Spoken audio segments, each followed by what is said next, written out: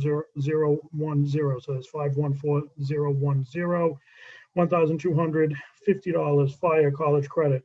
1220100-514020.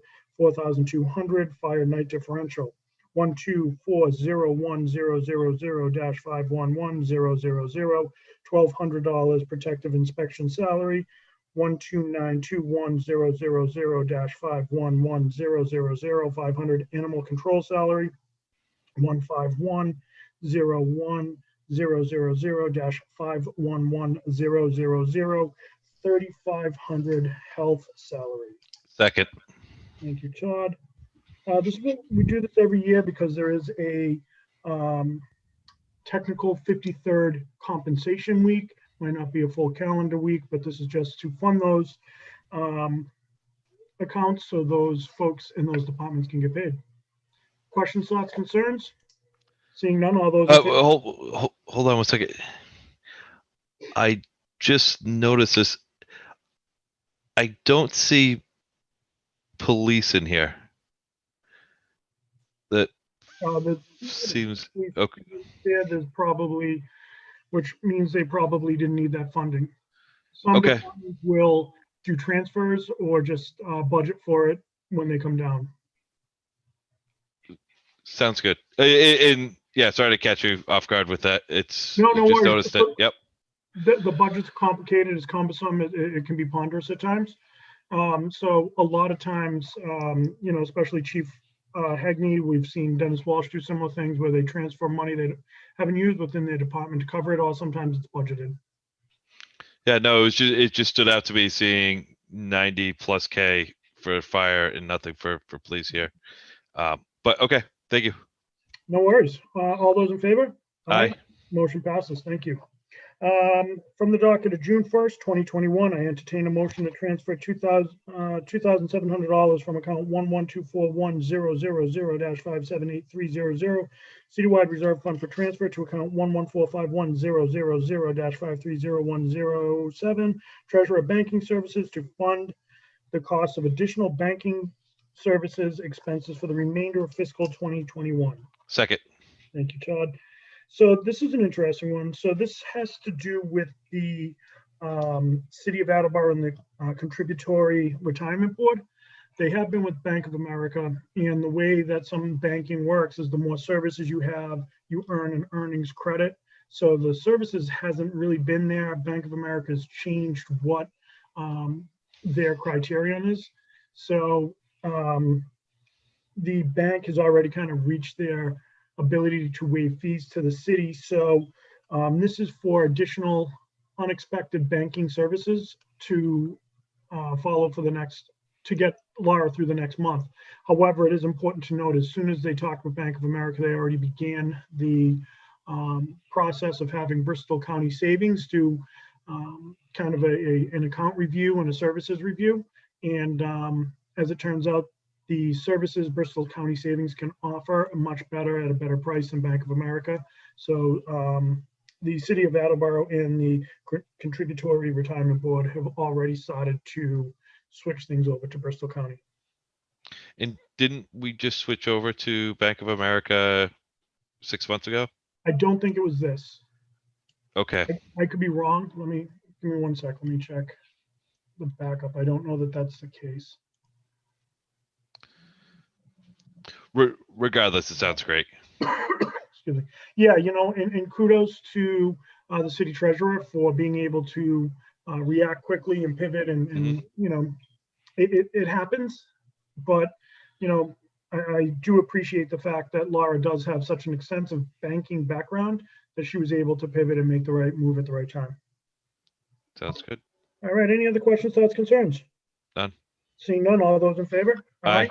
Motion passes.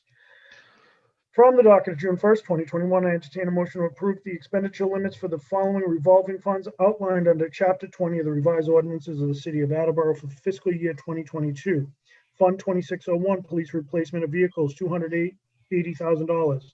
Fund 2602, off-street parking, $250,000. Fund 2603, protective inspection services, $250,000. Fund 2604, residential special waste disposal, $1,400,000. Fund 2606, Council on Aging, $20,000. Fund 2607, Capron Park Zoo, $1,500,000. Fund 2609, Fire Alarm Testing, $40,000. Fund 2610, Fire Ambulances, $1,300,000. Fund 2611, Health Immunization, $10,000. Fund 2614, Recreation, $200,000. Fund 2615, Animal Welfare, $6,000. Fund 2616, Police False Alarm, $50,000. Fund 2618, Animal Shelter Building, $20,000. And Fund 2619, Fingerprinting, $5,000. Second. Thank you, Todd. This is just, this boilerplate comes down every year for us to approve the expenditure limits in the revolving funds. Excuse me. This is part of the budget, but I figured good time to at least get this right into the budget, into the record. So when we do our budget hearings next week and our deliberations are following, we'll be in good shape. Questions? That's good. All right. All those in favor? Aye. Aye. Motion passes 2-0. From the docket of June 1st, 2021, I entertain a motion to call a public hearing on June 15th regarding the solid waste fee of $251.06. This is an increase from fiscal year 2021. Second. Thanks, Todd. This is just to call the public hearing for June 15th. Sounds good. All in favor? Aye. Motion passes.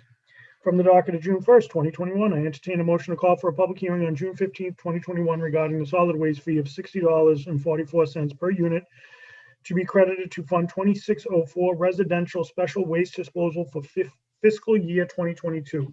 Second. Excuse me. Again, this is just to call for a public hearing. All those in favor? Aye. Motion passes. From the docket of June 1st, 2021, I entertain a motion to call a public hearing on June 15th, 2021 regarding the water fee of $5.10 per 100 cubic feet. This rate applies to consumption on and after July 1st. Second. And Todd, again, this is just to call that public hearing. Sounds good. All in favor? Aye. Motion passes. Thank you. From the docket of June 1st, 2021, I entertain a motion to approve the expending of the Mass Development TDI local grant in the amount of $35,000 to launch a small business signage program, company sign, and approve for any further grant amendments. Second. This is actually, thank you, Todd. This is actually pretty cool. So let me just pull up my notes. Yeah, so the comments I have here, this is for this motion as well as the next motion, which is calling for the public hearing to waive the associated fees. But this is another great example of the outside the box thinking by Catherine Fierick to encourage new businesses to invest in Attleboro's future. And too often, when we have these types of grants, you'll see, or programs, whether it's this or others, that it's usually all for new businesses. But this is great because this is also a way to help existing businesses coming out of the pandemic. To me, this is an easy yes. And just a little background, Mass Development's TDI local grant program supports local market development within designated TDI districts. These small grants foster business, resident property owner engagement, build community identity. So the city of Attleboro has been approved for $35,000 of a TDI local grant to either launch a small business signage program. So it will provide eligible downtown Attleboro businesses the opportunity to receive a new storefront sign at no cost. They'll be responsible for the installation and any lighting, electricity, and anything they might choose to incorporate into the design. The city of Attleboro will contract with a signage design and production firm to produce these storefront signs. So this program is really designed to encourage both new businesses who may be delaying non-vital expenditures and existing businesses whose signage may be fading or damaged to invest in a new look. So I really think it's pretty cool program to be able to help small businesses, especially coming out of the pandemic, which I think I've been pretty vocal about over the last several months, that we need to be collaborating with businesses. And this is a great way that the city is able to collaborate with local businesses to give them a hand. And, you know, anyone who's owned a business or worked with a business know that some of these signs can get really expensive. So to be able to have a grant in the amount of 35,000 to help these businesses is really great. The other thing that I wanted to bring up is in the backup information from a couple weeks ago, I think it was from the 18th, the application's in there, and it walks you through what businesses can really be expecting when they apply. So if anyone wants a copy of that application, I can certainly get that to you if you don't have it. But any questions, thoughts, or concerns? Easy peasy. Seeing none. All those in favor? Aye. Motion passes 2-0. From the docket of June 1st, 2021, I entertain a motion to call for a public hearing on July 20th, 2021 regarding the request to waive sign permitting fees as follows.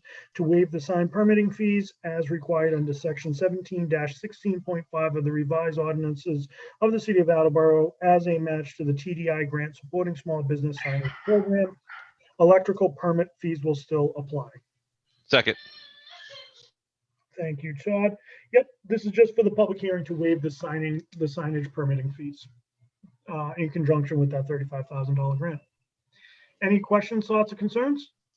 All set. All right, seeing none. All in favor? Aye. Motion passes 2-0. And if there's nothing else, I would call for an adjournment at 6:44 p.m. Second. All those in favor? Aye. Aye. Motion passes, and we are adjourned at 6:44. Thank you.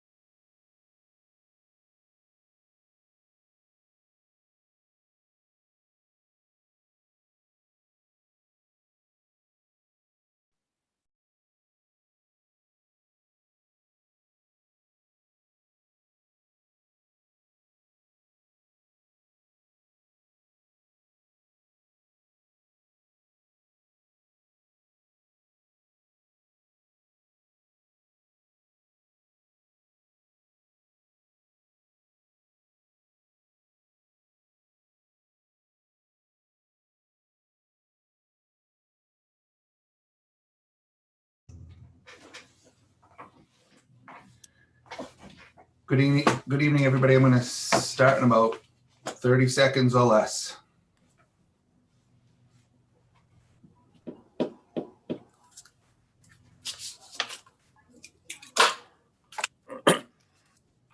Okay, I'd like to call this meeting of the Municipal Council to order at 7:01. Mr. Withers, would you kindly do a roll call attendance beginning with Councilor Blair? Mr. Blair. Say here. Mr. Here. Ms. DeSimone. Here. Mr. Conti. Present. Mr. Waterman. Present. Vice President Jackson. Here. Mr. Delissio. Here. Mr. Cobus. Here. Ms. Dolan. Here. Ms. Reynolds. Here. Ms. Holmes. Present. President Cooper. Here. All 11 are present. Thank you. Mr. Withers, would you kindly read the notice of tonight's continued public hearing? Certainly. It's a continued public hearing regarding the proposed amendments to Chapter 18 Local Wetland Protection of the revised ordinance of the City of Attleboro. And it's continued to tonight for May. Thank you. First, I did hear that Courtney Winchell is here to speak about this, and so I'm going to ask Courtney to go first, speaking in favor of this, and then we'll get into anyone else that's on that wants to discuss this matter this evening. Before we get into Courtney presenting to the council this evening, I do want to just let everyone know first before we start that I am planning to keep this public hearing open. I am planning to keep this public hearing open until August 17th. And the reason for keeping this public hearing open is twofold, but primarily I did speak today to the city planner, who has committed at the suggestion, I believe, of Councilor DeSimone and some conversation with, I believe, Councilor Conti regarding a community type question and answer meeting to be facilitated by that department. That is going to happen at a date to be determined in July and will be well advertised. Then the city planner and the environmental planner will take any questions asked by any member of the public that would like to ask any particular questions or wants to dive deeper into it. We'll provide written question and answers back to the council by August 17th for us to review. So I wanted to let everybody know that going out, coming into this evening's discussion. Councilor Conti. Thank you, Mr. President. This public forum, is this going to be a public hearing? It is not. It is a public meeting like we've done many times for other things. Beagle Club Road, for example, comes to mind. When the administration had a meeting at the fire station. That's one that just comes to mind right off the top of my head. But there's been several times where there's been one in South Attleboro for traffic related concerns when there was some development going on over there. It will be a posted council meeting for the council, just so you all are aware if we attend. Hear that that we won't get any issue with open meeting law. So it will be posted as a council committee meeting, and then the questions and answers will be part of the council record when Gary submits it. So it is a council meeting. It is not a council meeting. We're going, just like when we go out on a site visit. Yes, it's a council meeting, and it's open to the public, but we simply go, you do it all the time, Rick, right? You do it all the time around capital improvements. I don't see it as any different than that type of thing. It does two things, in my opinion, and from the feedback that I've heard from members of the community, sometimes this council can be intimidating to approach. Does anybody disagree with that? I think I'm guilty of that sometimes. I think you might be right. And perhaps I am too. I'm okay. I'm okay acknowledging that. I don't like it, but it may come across that way, but I don't want it to seem that way. And I think that having just a forum where questions can be asked of Gary and of Nick, and then those answers can be contemplated by us when submitted to us. Thank you, Mr. President. You're welcome. Any additional questions on Council Reynolds? I just want to be sure and clarify. On August 17th, when we come back, it's an extended public hearing, so people that have not spoken once already can speak? Yes, they can, and we will be, or at least I will be back in the council chambers for that period. Okay. Thank you, Councilor Cooper. Thank you. Thank you. Any additional questions? Okay, thank you very much. So with that, Courtney, you are up. Hi, can everyone hear me? We can. Okay, good evening. Courtney Wunschel, Water Superintendent for the Attleboro Water Department. Address is 139 Flint Street in Pawtucket, Rhode Island. I'm speaking tonight in favor of increasing the wetland protection zone from 25 to 75 feet. My interest in this is pretty obvious. In charge of the reservoir system for the entire city. The wetlands in general, they're delicately balanced ecosystems. When it comes to the city's drinking water reservoirs, the balance becomes even more important. Plants and soil surrounding the reservoirs act as physical and chemical barriers and filters. They provide the reservoir some protection from pollutants. And the closer certain activities are allowed to the reservoirs, the smaller the filtering areas and barriers become. A buffer area around a reservoir provides lots of benefits. The buffer area around a reservoir, it's essential in protecting a surface water from toxins, such as pesticides, herbicides, PCBs, pathogens, gas, oil. All of these things come from construction or taking apart or taking away the forestry and natural plants around the reservoir. Bacteria that live in the undisturbed soil surrounding a surface water use these contaminants as a food source. They convert the contaminants to non-toxic compounds. They make our treatment process safer, more efficient, and obviously less expensive. And the less these things enter the watershed, the less we actually have to treat them. You have pervious soils and plant roots within the buffer zone. They provide a physical filter for salt that gets into the reservoir, silt, and any other solids before they reach the surface waters. Impervious area doesn't provide any of these benefits and allows runoff to enter the reservoir directly. And when you get into grasslands as compared to plant life and just natural soils around the reservoir, planting grassland isn't actually much more protective of the reservoir system than it is building a parking lot, believe it or not. In addition, water that runs to a reservoir from an impervious surface or even a grassy lawn, something like that, is warmer than it would be if it were allowed to percolate through the soil before entering the reservoir system. And what you find when this happens, you end up with an increase in temperature in the surface water. So you have nutrients that would normally be bound in the soil at the bottom of a lake or a pond. And what happens is the water warms up. These compounds become unbound from the soil and they go into the water and they're available as food, not for fish and regular aquatic plant life, but they become available as food for algae. And I'll get into algae after. Plants adjacent to the reservoir take up nitrogen and phosphorus. These are common nutrients found in lawn fertilizers, garden fertilizers, croplands, that sort of thing. Plants, natural habitat plants or native species use these compounds as food to grow rather than the nitrogen and phosphorus entering the reservoir system.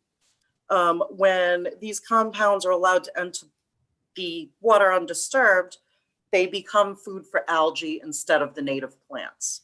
And you end up with algae blooms.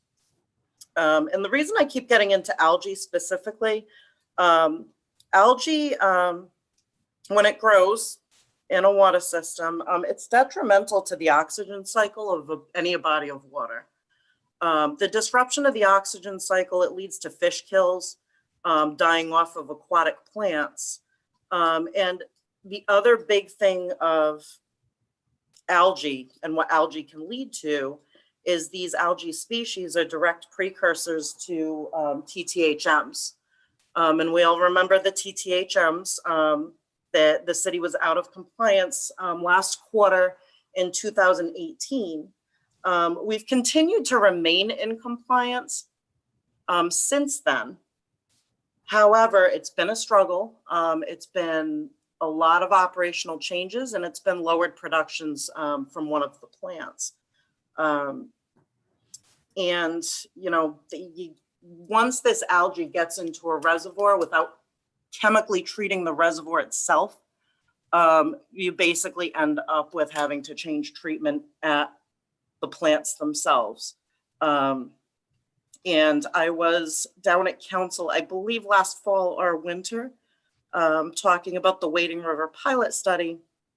And one of those things was PFAS, which I'm not going to talk about, but the other reason we're doing this pilot is to handle this TTHM precursor removal. So, you know, the less nutrients entering the reservoir, the less algae production, and the less production of TTHM precursors. So that's the big one that I'm sure everyone on council can relate to, because most of you were around. Again, and like I said, we remain in compliance. It is borderline. It's, again, a running annual average of 80 parts per billion per each of the 4 sample sites. Per our last quarter that we received results, which was earlier in May, our quarterly averages right now range from 46.5 to 77 parts per billion. So again, the larger the protection zone, the less we're going to see these precursors, and it will help lower these numbers, in addition to the pilot at the other plant. I don't know if anyone has questions for me. I do, Courtney. Oh, Councilor Blair. Courtney, what is the distance to the water protection area we have now that you can actually build in or do any type of work without a special permit or restriction? How big is the water protection area? That's what I'm asking you. I honestly don't think building gets into the water protection area, or even comes close to it. It really doesn't. The bigger item here, I believe it's 25 feet, Peter. I'm not 100% sure off the top of my head. Your regulations, nothing can be done in a water protection area, am I correct? Right. Okay. How far do those extend? What's the regulation in a water protection area as far as building? What are the rules in that? You can't build in the area, but how close can you get to it?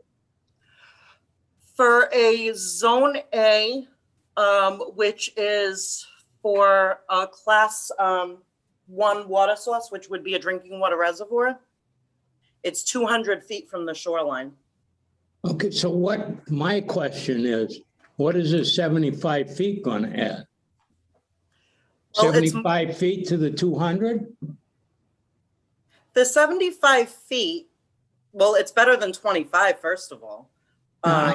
Yeah, 75 better than 25, whether it's dollars and cents, feet, whatever. I understand that. But what I'm asking you is, right now it's 200 feet from a water resource, a reservoir, pond, whatever? That's per the CMR for a reservoir. Okay, so if you add 75 feet to that, you're talking 275 feet from the reservoir, am I correct? If you added 275, yes, but the 75 is 75 feet from the shoreline. From the water protection line. Right. Okay, so we already have 200 feet in the law as written now. So right. Let me help. Let me help. You can help me.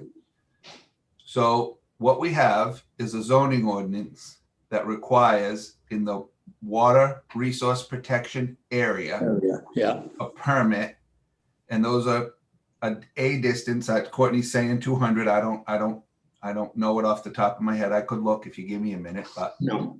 let's call it 200 for the sake of ease here, right? That isn't changing as a result of this.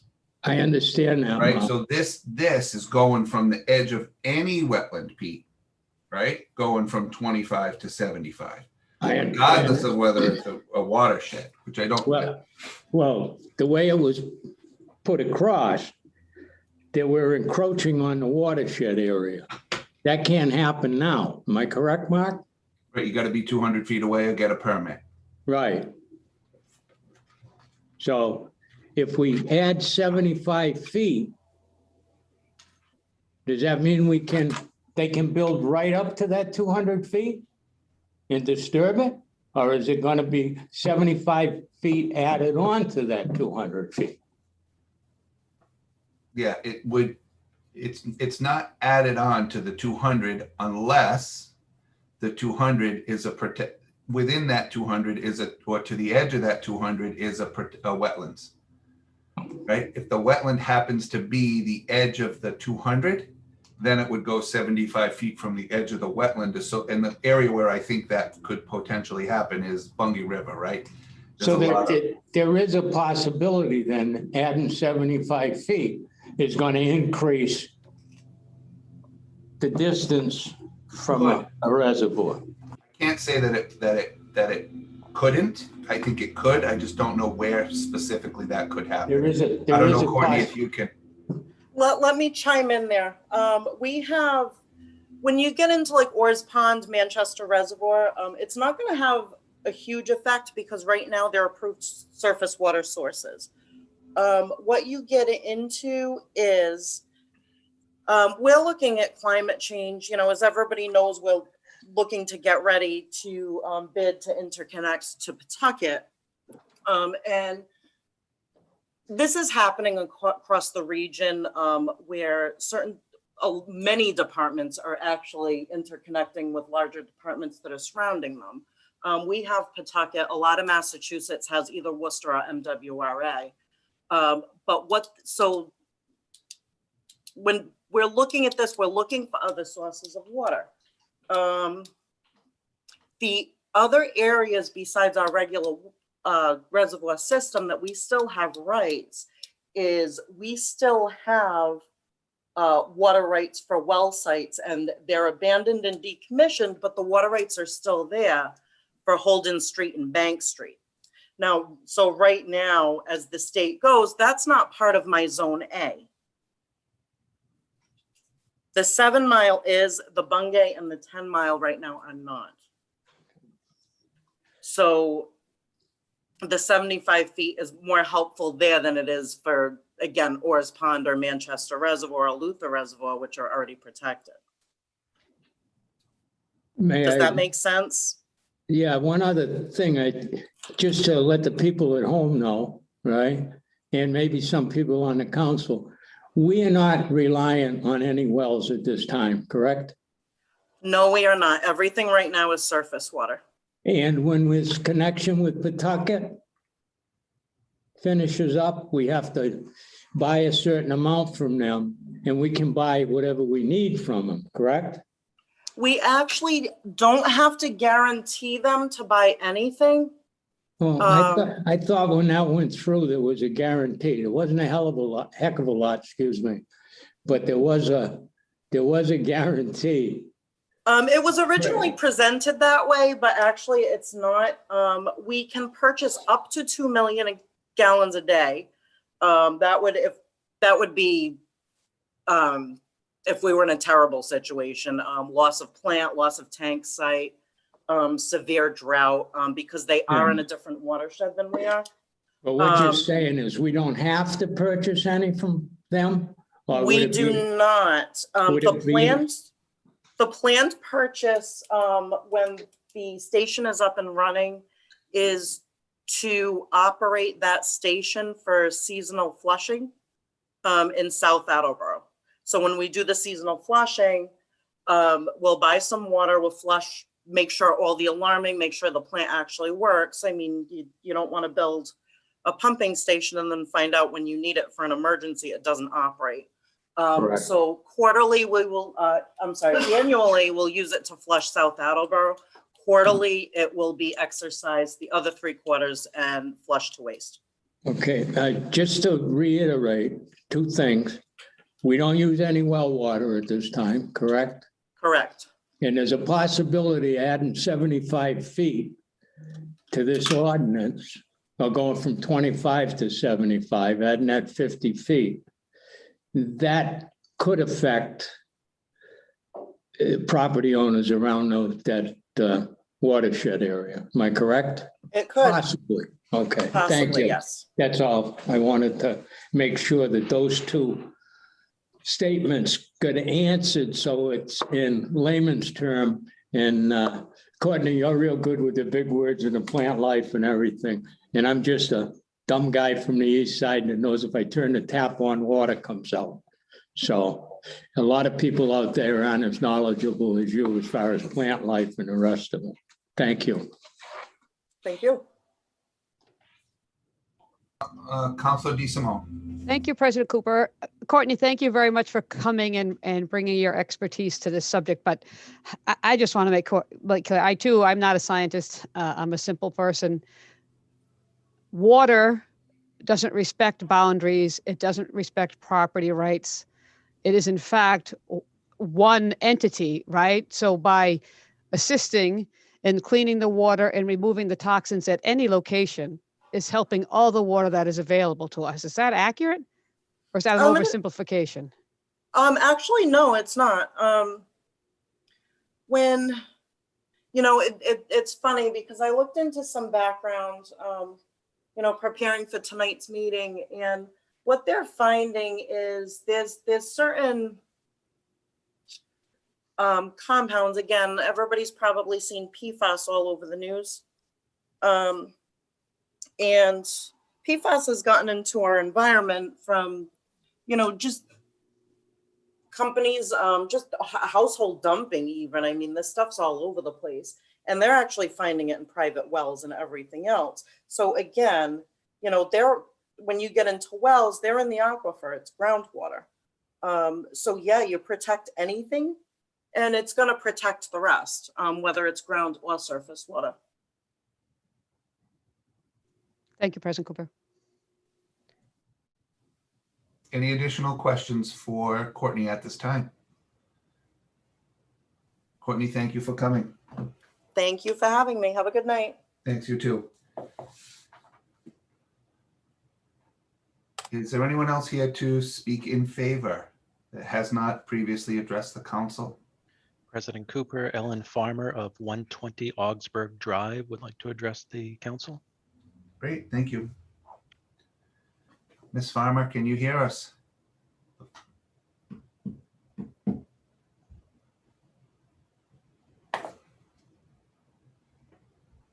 Can you hear me? We can now. Oh, good. I just unmuted.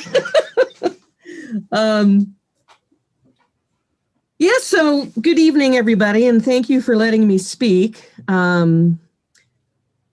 I've lived in Attleboro for a few years now, and up in the Northeast for a few decades at least.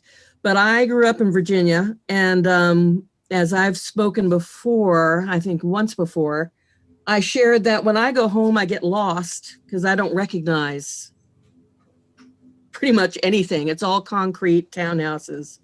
Most of the wetlands were filled in the areas that I grew up. And I used to ride and hunt as a kid in quite a few beautiful woodland areas and wetland areas throughout the Northern Virginia area, all gone. There were very little wetlands protections and they filled and filled and filled. And it's very sad because they lost such beautiful, protective wildlife areas that I grew up around. The important part that I think, and I am a person of science, and I do believe in listening to what people say as far as the beneficial and important uses of or need for having wetland areas, is filtering systems and the ability to have clean water is crucial in having wetlands. I used to hang out with the folks in Sherburne, and they had quite an active conservation commission then. And they went by the state regulations. They had 100-foot buffer zone, and the 200 for the brooks. So the 200 is any water source, a brook or pond or vernal pool. And then the 100-foot, they just felt like it would be smarter to go with the state regulations, and they didn't have to, argue any other points. They didn't have any trouble giving cease and desist actions when people didn't ask for permits and, invaded the wetlands, because they realized the importance of keeping these areas so you have clean water, and they do clean pollution out of the areas. And certainly, as they spoke earlier, there is more pollution from people dumping and using lawn and garden chemicals. So Pfiesteria is a big problem down south, and the algae blooms are growing with the heat, and phosphorus from the chemical step systems are really, really toxic and run right into the water sources and out into the ocean. I saw that often, and they would have to close the beaches down, and the wildlife would be affected, and certainly fish would die. So where I grew up, a lot of those areas are gone. And when they built, if they didn't fill to where you were looking up at the areas, they would flood. So it encroaches on your watershed and your floodplains, which is something really to consider as well. But the final thing I guess I'll say, I did admire the Sherburne guys because they were very serious about the regulations and protected the buffer zones, and really believed that their community was better for the protections and protecting wildlife and watersheds. But I think the best example, and they talked about it after Katrina down in New Orleans. I have a relative who lives in New Orleans, and they took a lot of the wetlands away, which protected the coastal areas, and they are working on rebuilding them now. PBS had a great showing. NPR also showed it on their radio program, sections of it, how as you increase and bring back the wetland areas, you protect your coastal areas and waterfronts from serious flooding. And even though people try to help, they often hinder by encroaching on natural protective barriers and water, wetland resources. Miles were taken away from the Louisiana coast, and boy, you saw it in Katrina, the damage it did. So once you invade a wetlands like I saw down in Virginia, you can't put it back. Once you damage it, you can plant a few plants that are natural and wetlands type plants. But once you have invaded and really have destroyed that area, I don't see it easily coming back. It takes a long time. If you do look up any of this and research, it takes a long time to mend wetland areas. And they are crucial to clean water. And that's more needed now than ever. So when I came up here and I saw that people really cared about open space and wetlands, I was ecstatic. So I would hope you go to 100 eventually, like the state regulations. But 75 is, certainly does help, certainly better than 25 feet as far as encroachment. And so that's, pretty much what I had to say. But I've seen the damage that not taking care of your water systems can do. And again, clean water is crucial. Everybody needs it. So, so there you go. That's my points. And I appreciate you letting me speak. Thank you. Any questions for Ms. Farmer? Oh, Councilor Blair. Mrs. Farmer, glad to hear from you. I'm just afraid we're not comparing apples to apples here. We're not in New Orleans. We're not in Virginia. We're in Attleboro. If you live on, what street do you? Augsburg, Augsburg. off of Slater. Yes, I'm familiar with it. I just wanted to make sure I had the right street. If you look out your rear window in your house, how far are you from a wetland? From your house to the wetland? I think it's like 75 feet. Okay, do you realize that if this goes through and that's a no disturb zone, 75 feet, legitimately, you're not going to be able to do anything from your house in your backyard? Yes.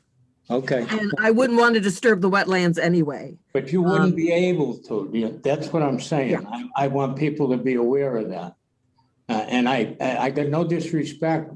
I understand where you're coming from and you're real passionate about it. That isn't my concern. But you're willing not to go out in your backyard, mow your lawn, put any fertilizer down, or take care of your back property. But to me, and to a lot of people, that's a land taking. Point of order, I think Councilor Okay. Vera is misstating the proposed ordinance. It does indeed have exemptions, so I think he's misstating what it says. Excuse me, Kathleen. Hold on. Okay. Hold on. Okay. I could explain a little bit to help him out a little. No, I'm fine. Hold Well, on. I lived in Sherburne for at least a decade, which isn't that far away. And so that's Sherburne, Massachusetts, Yeah. which is near Dover. Hey, when there's a point of order, you Right. have to wait for the president to speak. You have to Oh, wait. sorry. Thank you. So Counselor DeSimone, you called the point of order. Tell me again the point, because there was some over chatter and I want to make sure that we get this right. Thank you, President Cooper. As I understand the proposed ordinances, there are in fact exemptions and waivers that apply, even for people who propose or desire to do things within the zone. And I felt like Council Blair was stating to the fact that none of that is possible. I didn't say. I did not think that was accurate. Thank you. So that is correct. There are exemptions built within the ordinance. And for just to remind all of us, we're asking members of the community that come before us, clarifying questions on any testimony that they might have provided. To me, it doesn't matter how close they are today. It matters in totality for the ordinance, to your point, Councilor Blair. So, Ms. Farmer, if you had additional information you'd like to offer the council at this time, you can do so. Okay, sorry about the interruption. No problem. Done this before. So just for clarity, the example I used for New Orleans and the South, where I'm from originally, was just examples about if you need a little information about how it's done. There certainly are people who protect wetlands and understand the value of filtration systems and pure water and, cleaning up pollution. New Orleans is the best example. But when I lived in Sherburne, which isn't that far away, they were very particular about when people took out permits, when they wanted to build, protecting those areas. And certainly they would do walks and assess permits that were close to water areas. But when people didn't pay attention to what the bylaws were or the state regulations, that's when they would seriously stop whatever action and go over with people. So yes, you can apply for a permit and conservation comes out and walks your property. And there are big discussions if you want to do anything close to the borders. But the whole point is to protect the wetlands area, the wildlife, and your water systems. So that was my point, or my points. Thank you. Any additional questions, Councilor Dolan? Did you have a question? Okay. No, thank you. All right. Ms. Farmer, thank you very much. Sure thing.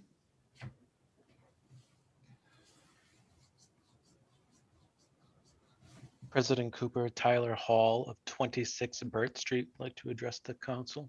Great. Hi, my name's Taylor Hall.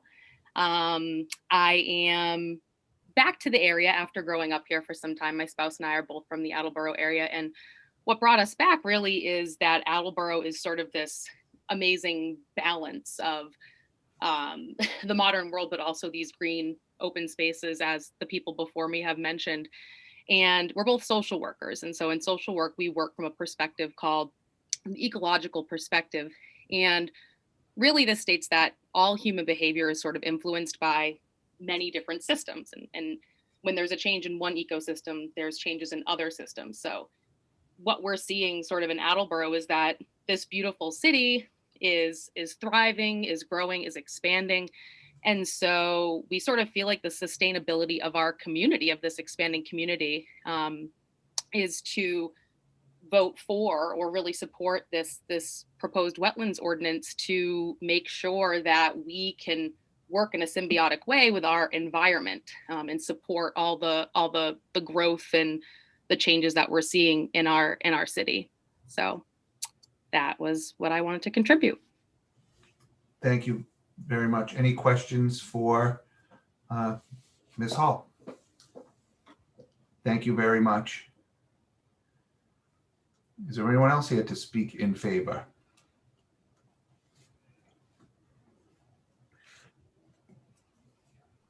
President Cooper, Neil Bowie of 12 Northfield Road would like to address the council. Mr. Bowie. Hi, how are you? I'm good. Thank you for allowing me to address the council. My name is Neil Bowie. I'm a senior at Attleboro High School. I'll be graduating this Friday. I've lived here all my life. My family's lived here for 60 years, and I'm in favor of the ordinance. I'm no expert on the wetlands, but I do understand how important they are for fresh water and then the ecosystems around them. I believe building's also important, but to support this ordinance is to also support building, because it's not saying, no, you cannot build within 75 feet, but it's an increasing of scrutiny. You have to ask to do it. You have to ask. And in these important lands, I think you should. You can get exemptions, you can get waivers, but say 100 people ask and you say no to 10, that's 10% of very important land that we are protecting as a city. And some people may be upset about that. Some people may not be, but for the city itself to be healthy, I think that's something that's important. And the way to protect the wetlands is to protect the land around it. When I get older, I'd like to be able to come back to Attleboro. Like what Mrs. Hall said, I love it being able to be somewhat of a city and then some greenery around. I'm a runner. I was able to help out at Highland Park and such. And I think that's a great thing. And I think that's something that we need to push in Attleboro. And I think that moving the ordinance to 75 feet is not only healthy for our water, but is good for the city as a whole. Thank you. Mr. Bowie, first of all, congratulations on your graduation. Congratulations to the entire class that has endured what no class in recent memory has had to endure, missing such a period of time outside of the classroom. So congratulations on your graduation. Thank you. You're welcome. Any questions for Mr. Bowie? And one more thing I have to say to you, sir. Thank you for being brave enough at the senior in high school to come and talk to this group and tell us, your opinion of this and providing public testimony. It's important for people your age to get involved, because guys like me, might be time to go. So thank you. I appreciate it. Thank you for allowing me to speak. Thank you. Is there anyone else here to speak in favor? President Cooper, nobody has indicated that they wanted to speak in favor. Thank you. Is there anyone here to speak in opposition this evening? President Cooper, John DeVerne of 88 Richardson Ave would like to address the committee. Thank you. Mr. DeVerne, you're up. Thank you, councilors. Pretty tall order to go after a fine young gentleman like Neil. But unfortunately, I'm on the other side of this argument, and I'm going to be taking the unpopular position of being a developer. And I've been a resident of 48 years here, and I've watched Attleboro grow. I've watched the adoption of the 20. John, you're muted.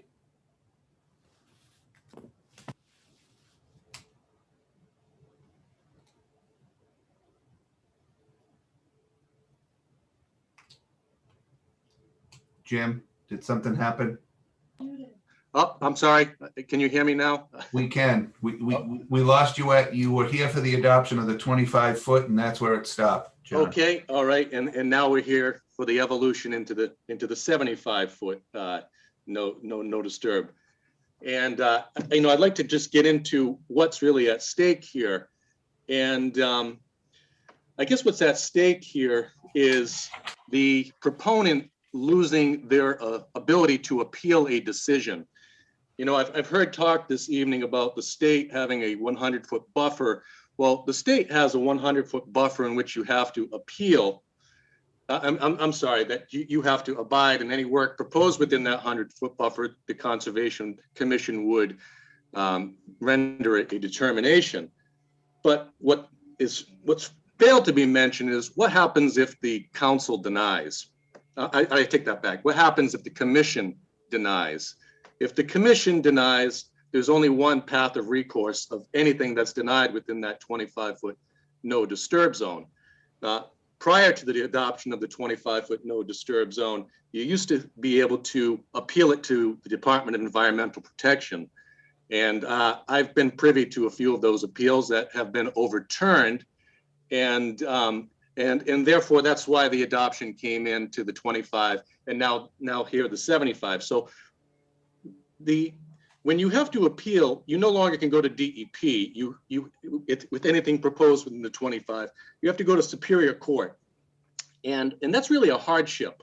That's really a hardship because the state who's making the who made the Wetlands Protection Act you should have a shot at being able to go in front of them and have your cause listened to. But this is just a way to prevent the appeal process from going back to DEP and therefore ending us all up in court. So that's one aspect of it, and I don't want to hop on that too long. It's just that's something that hurts the proponent who wants to do something. And another issue that I would like to discuss is at what point does any buffer zone become arbitrary and capricious?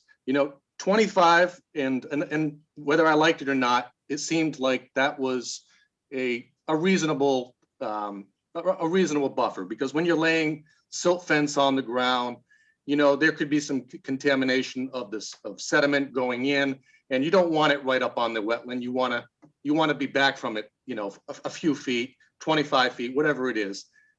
Now, at what point does 25 feet now going into 75 feet become a taking of my upland? That was what we were depending on building on. That was what we were depending on putting our septic system on. That's the land that we need. And the other issue that needs clarification is the isolated lands subject to flooding. Those lands are not deemed valuable wetlands. Those wetlands are not regulated by the state. In fact, they can be filled because they're either puddles or not true bordering vegetated wetlands, not streams, not rivers, just these lands. For whatever reason, there's a low depression, but now all of a sudden we have a 25-foot no disturb around them. Is 75 feet going to be expanded around them as well? That seems really, really just awful. It'd just be a taking. And now the pie keeps getting that much smaller of what is usable land in town. And now I'm going to bring up the financial aspect of it. The financial aspect of it is, good, hardworking, tax-paying people have been paying taxes on their property, have made investments, planning on either developing it or maybe hanging on to that lot for their son or daughter one day. Now, the way that this is written, I don't even have to have wetlands on my lot. And if my neighbor has wetlands on his lot, and I have a 100-foot lot next to him, and I don't have one wetland on him, there's a 75-foot no disturb note that comes onto my property and renders my lot unbuildable. 25 you can deal with. 75 you can't. 75 is basically taking my lot away, and I can't build on it anymore. And I don't know what we're going to do about that now, because there's going to be property that's going to be, I'm going to be the first one to go back at City Hall and say, you know what, give me an abatement, because this property I no longer can build a house on. I was hanging on to this for my daughter, and I can't build on this house lot. You know, there are people who are going to be hurt by this, and I hear all the environmental concerns that are being raised, and I hear it. I just think that this is not a very constructive way to go about preserving upland. Or I'm sorry, go about preserving lands. There's much better ways. There's much better ways, and you would have active participants with landowners and developers and people who would be donating property. But now you're taking a good chunk of my land and telling me I can't do a damn thing with it. I just think it's awful. I think it has consequences. I think it's going to have consequences where you're going to see a lot of people going back and saying, you know what, I need an abatement. This lot is no longer buildable. Thank you very much. I just lost my investment. I hope the council thinks about that aspect of it too. I know as a developer, you probably don't care, and that's not a concern. But I'm also a taxpayer who's been here for 48 years, and this is gonna hurt. Those are my honest opinions. And the other thing, I know I've gone back and forth with the mayor on this, and the mayor I know has been very upset about the project that took place on Pleasant Street, and he's concerned about all the trees that were cut down. Well, you know what? That project wasn't even in a wetland. So those trees wouldn't have been saved. If you want to be constructive, come up with a tree ordinance. Every tree that comes down, 2 should be planted. There are so many more ways to make all of us participants in all this. I don't know why it has to be so punitive and someone has to lose. And because that's what's going to happen. Someone's going to lose in all this, and I'm sure no one cares about the developer and all this. But it's not just going to be the developer. It's going to be the landowner. It's going to be that person who had a lot that is no longer going to have that lot, and that they were planning for all those years. I appreciate your time. Thank you for listening to me and hearing me out. Those are my concerns. I should probably save some of these questions for Gary and Nick when they meet, but I appreciate your time. Thank you very much. Thank you, John. Don't go away. John, don't go away. Okay. I saw Councilor DeSimone first, then Councilor Jackson, then Councilor Conti. Thank you, President Cooper. I was going to ask Mr. DeVerns if he would go to the forum, so I do not need to ask that question now because he said he would. Thank you. Vice President Jackson. Thank you, President Cooper. Hi, Mr. DeVerns. I'm Kate Jackson. Hi, Kate. Thank you. And listen, we care. I appreciate that. We really do care about our developers.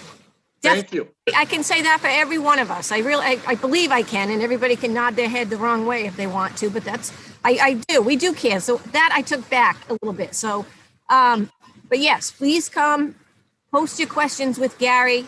And also you said, there are much better ways.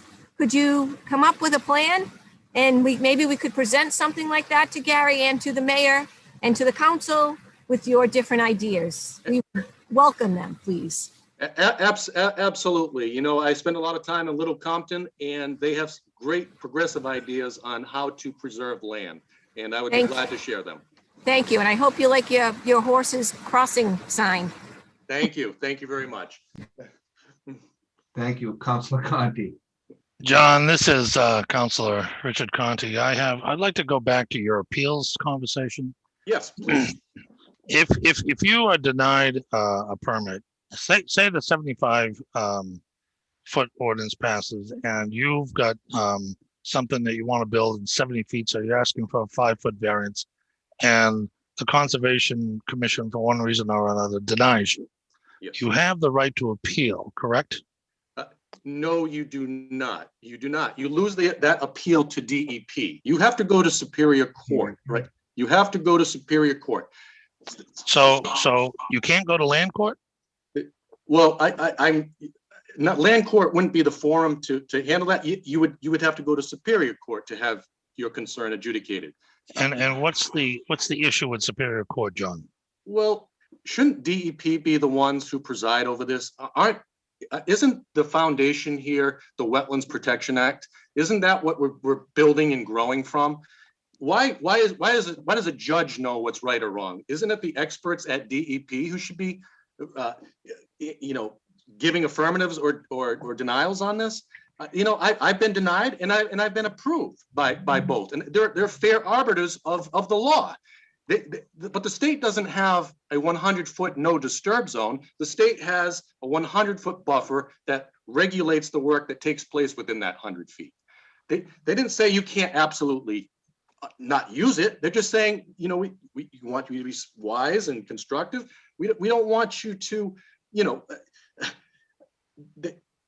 my point being is if, for whatever reason, a commission and there are many reasons that they may or may not agree with the project.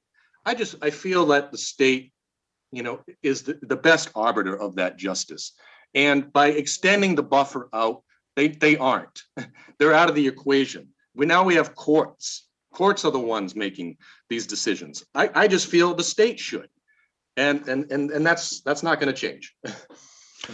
So, John, my other question for you was towards the end, you were talking about valuation. And as you may know, I'm the assessor in the city of Taunton. So I'm very familiar with valuation. And I know that land that is valued as a non-buildable lot is assessed at a very low value versus land that's simply vacant and unused, or land that is vacant and has a building permit. So there's 3 different tiers of valuation on that same piece of land.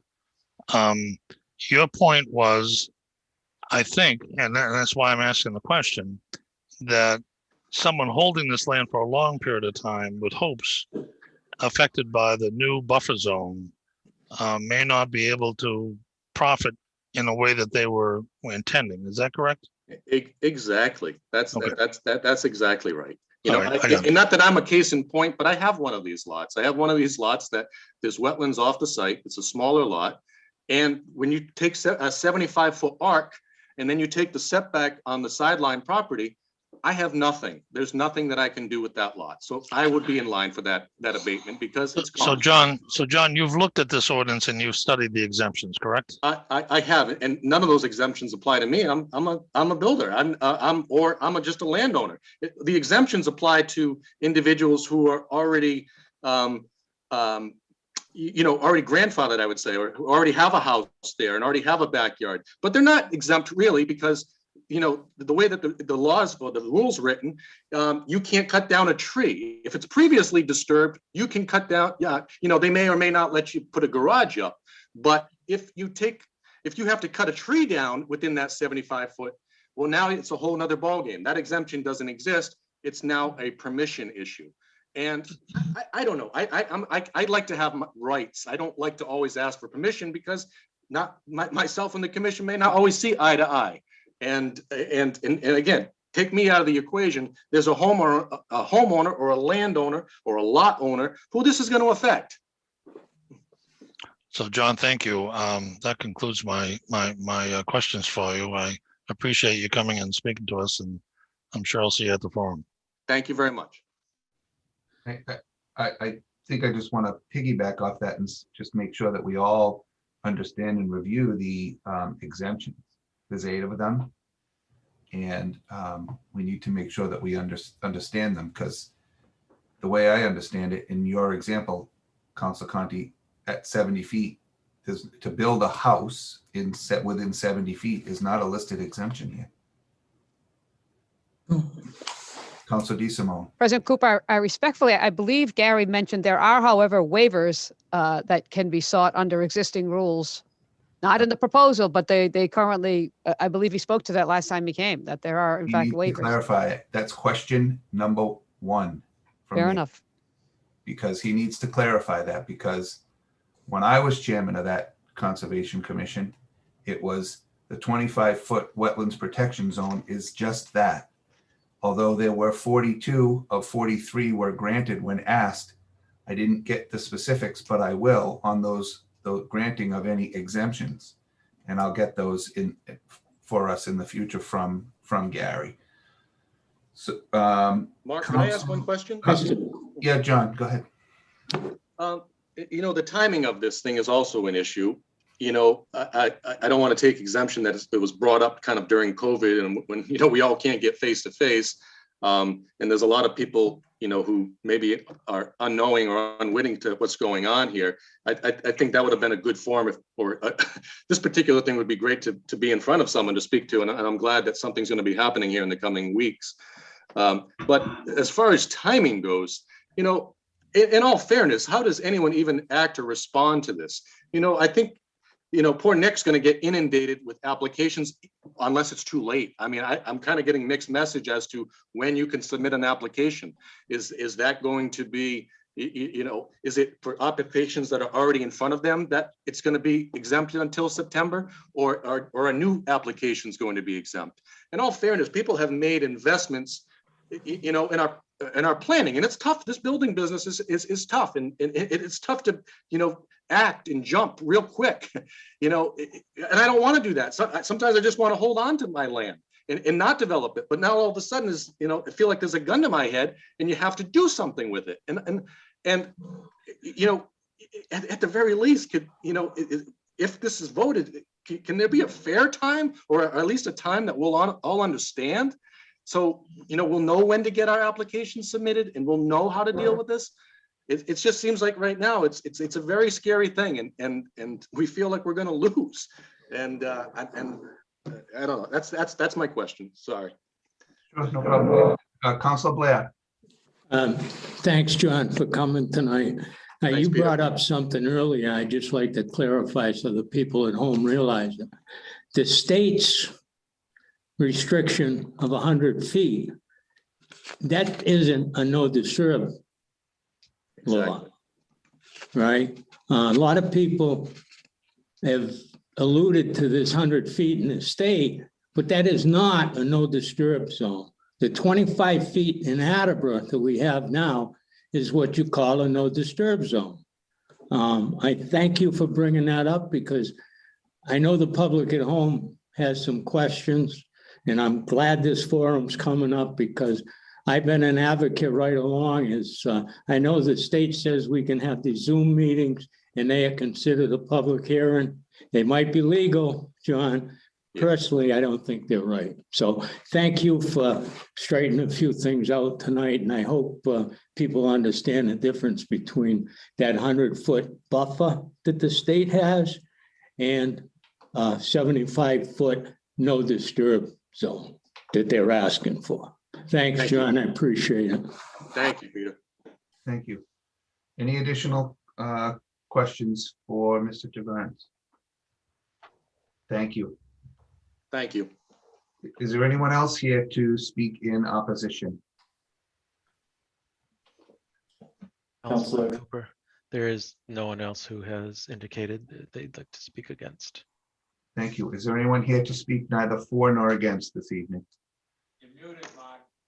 Oh, I am? No. Sorry. Is there anyone else here to speak neither for nor against? Okay. So as I said earlier, this public hearing is going to be continued until August 17th. By that time, we will have had the meeting with Gary and Nick. You know, for Gary and Nick to facilitate the question and answer session for us and get the questions and any reply back to us for us to consider as we move forward. Any additional questions on that? And we will keep all of you And once the posted and once the date is confirmed, we will post that as a ordinances, elections, and legislative matters committee meeting. Mr. President, Yes, sir. just information only. This meeting that you're going to have in July, I know anybody that spoke at a previous meeting or tonight, they still can speak at this. They can. It's Okay. really it's really questions that this is really a question and it's really to get at the questions that people might have. I realize that, Mark, but I didn't know if, you're probably, we've been right up front. This is your piece of the apple. You can't bite it again. Well, in this case, you got a chance to bite it again. Yeah, that is correct. Okay, thank you. Sure. Any additional questions? Okay, so that public hearing is continued. Mr. Withers, would you, as soon as I find my mayor's communication, would you kindly read the mayor's communication? Did you find it? I did. All right. June 1st, 2021, dear municipal councilors. I respectfully submit a communication from Superintendent of Parks and Forestry, Derek Corsi, regarding the generous donation from the Walsh family in memory of John G. and Nora Walsh. The donation will include a series of paving projects throughout Capron Park. The first paving project consists of the resurfacing and widening of the existing stone dust path in the flats area of Capron Park with a new 6-foot wide asphalt path. The estimated cost of this work is $30,000. The second paving project consists of the removal, widening, repaving of an existing walkway that leads from Capron Park flats area to the playground. The estimated cost of this portion is $15,000. In addition to the two proposed paving projects, the Walsh family would like to donate $15,000 to be used to purchase 18 new pin oak trees to replace the existing trees at the World War I Veterans Memorial Avenue at Capron Park. The total cost of these donations is $60,000. In accordance with Section 1-12 of the revised ordinances of the City of Attleboro, I hereby request your honorable body to accept these generous donations to the City of Attleboro. Copies in your packets. Public Works Committee, please. I respectfully submit a communication from Library Director Amy Rillinger regarding the donation of $19,500 from the Friends of the Attleboro Public Library to the Attleboro Public Library through funds originating with the Attleboro Foundation to pay for internet upgrades to the Attleboro Public Library. This $19,500 donation, combined with eligible discounts the library has been given through the USAC/FCC E-rate program, will provide the funding needed for this important upgrade that will bring improved internet connectivity and functionality to library patrons and staff. Therefore, I hereby request your honorable body to approve the expenditure of this grant and to recognize the donation of contributions from the Library Trust Fund and the USAC E-rate program for this project. Copies in your packets. Capital Improvements and City Development Committee, please. I respectfully submit a communication from Chief of Police Kyle P. Hegney regarding the need for funds to pave a small area in the rear of the police station parking lot. Therefore, I hereby request your honorable body transfer $7,560 from account police salary and wages to account police paving. Copies in your packets. In order to be able to process this request for the end of fiscal year 2021 deadline, I hereby request your honorable body to consider this prior to June 30th, 2021. Public Safety Committee, please. I respectfully submit a communication from Chief of Police Kyle Hegney regarding the anticipated receipt of public safety answering point support and incentive grant of approximately $165,733 for fiscal year 2022 from the Executive Office of Public Safety and Security, or EOPSS, State 911 Department. No match is required for the city. In accordance with Chapter 1, Section 12 of the revised ordinances of the City of Attleboro, I hereby request your honorable body to approve the expenditure of such funds by the Attleboro Police Department as specified within the parameters of the grant, and also approve any further grant amendments. Copies in your packets.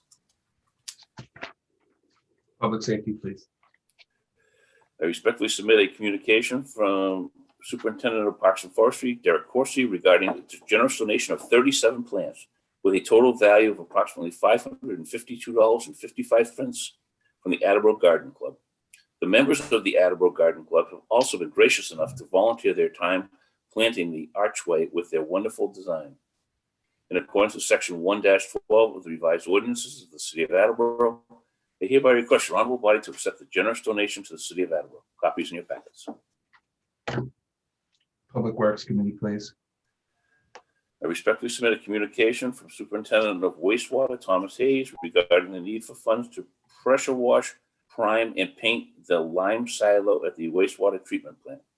Therefore, I hereby request your honorable body appropriate $35,600 from account Wastewater Enterprise Fund retained earnings to fund 3229 silo. This request includes a 15% contingency. Copies in your packets. In order for this funding source to be available for this request, a vote needs to be taken prior to June 30th, 2021. Public Works Committee, please.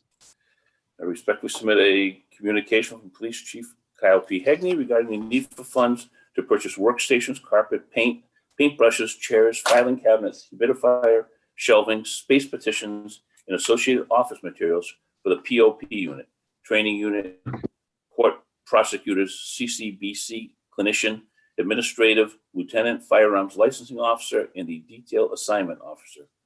Therefore, I hereby request your honorable body transfer $44,818.98 from account police court time to account citywide other financing uses, and to further transfer $44,818.98 from citywide other financing uses to account general fund continuing appropriation police department other financing sources, which will be used in account continuing appropriation of police department renovation. Copies in your package.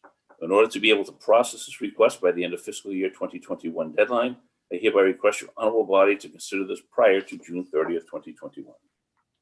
Public Safety Committee, please. I respectfully submit a communication from Superintendent of Park and Forestry, Derek Corsi, regarding the need for funds to purchase a 2022 Moribach Model 1922 chipper, complete with a 165 horsepower gasoline engine, hydraulic front stabilizer, variable speed flow control, winch package, and hydraulic swivel discharge chute. This item is number 1 in the 2022 capital improvements plan for Parks and Forestry Department. Therefore, I hereby request your honorable body to appropriate $71,550 from account undesignated fund balance free cash general government to account park equipment. Copies in your packets. In order for this funding source to be available for this request, a vote needs to be taken prior to June 30th, 2021. Capital Improvements and City Development Committee, please. Virginia and Steve, I think I told you something different this afternoon. Okay. I respectfully submit a letter from Ms. Hope Bryant requesting to donate a painting of the Attleboro Center to the city. The painting was done years ago and has been hanging in the A&J Tool and Finance Company in Plainville, Mass. In accordance with Section 1-12 of the revised ordinances of the City of Attleboro, I hereby request your honorable body to accept this generous donation to the City of Attleboro. Copies in your packets. City Property and Claims Committee, please. I respectfully submit a communication from Health Agent Jessica Horseman regarding the need for funds to purchase a Ford Transit cargo van. The public health nurse vehicle has been out of service for the past few years and was never replaced. This vehicle will allow the health department to expand both vaccine service to the community along with other much needed service. The health department has received approval to spend the remainder of their MAHB grants on this purchase. However, the grant will not cover the purchase in its entirety. Therefore, I hereby request your honorable body transfer $20,000 from account Health Professional Services to account Health Van Purchase. Copies in your packets. In order to be able to process this request for the end of fiscal year 2021 deadline, I hereby request your honorable body to consider this prior to June 30th, 2021. Personnel, Veterans, and Human Services, please. I respectfully submit a communication from Director of Planning and Development, Gary Arazian, recommending that the city accept a land donation located off County Street, Plat 134, lot number 8, number 19, and number 20, and number 21, from Dorrance Bristol Norfolk Realty Trust, LLC. The subject property contains a land area of 1.88 plus or minus acres in the zone Signal Residence B and industrial. It should be noted that the real estate taxes are current through the end of fiscal year 2021. Copies in your packets. In order to be able to record the deed for the end of fiscal year 2021 deadline, I hereby request your honorable body to consider this prior to June 30th, 2021. Do you want me to read the vote? I do not. Certificate of vote. I do not. Zoning and Land Use Committee, please. All right. I respectfully submit a communication from Personnel Director Owen Bebo. The executed memorandum of agreement with the Attleboro Public Library Employees Association to adjust the second year COLA of the current collective bargaining agreement to be in line with other bargaining units. This change is reflected in the fiscal year 2022 budget. Therefore, I hereby request your honorable body to approve the requested change to the Attleboro Public Library Employees Association agreement. Copies in your packets. Personnel, Veterans, and Human Services Committee, please. Okay, I respectfully submit a communication from Personnel Director Owen Bebo regarding the executed memorandum of agreement with the Attleboro Municipal Clerks Association, which covers fiscal years 2021, 2022, and 2023. The city was able to attain its goal of 0% cost of living COLA in the year one, with a 3% and a 2% COLA increases in years 2 and 3 of the agreement, respectively. The agreement also includes a one-time payment to unit members. Additional funding is needed in order to complete this agreement. Therefore, I hereby request your honorable body transfer $12,500 from account Citywide Reserve Fund for Compensation, 53rd Week 2. Account Accounting Lump Sum Retro, $1,500. You can waive the reading of those, Steve. They'll do that in committee. Okay. And that is budget appropriate. Oh, keep going. On the other. Additionally, I hereby request your honorable body transfer $1,250 from account Wastewater Enterprise Fund Reserve Fund for transfer to account Wastewater Lump Sum Retro, $1,250. Moreover, I hereby request your honorable body transfer $750 from account Water Enterprise Fund Reserve Fund for transfer to account Water Lump Sum Retro, $750. Copies in your packets. Budget and Appropriations Committee, please. Sincerely, Paul Haru, Mayor. Thank you. Moving right along to the clerk's communications, additional communications.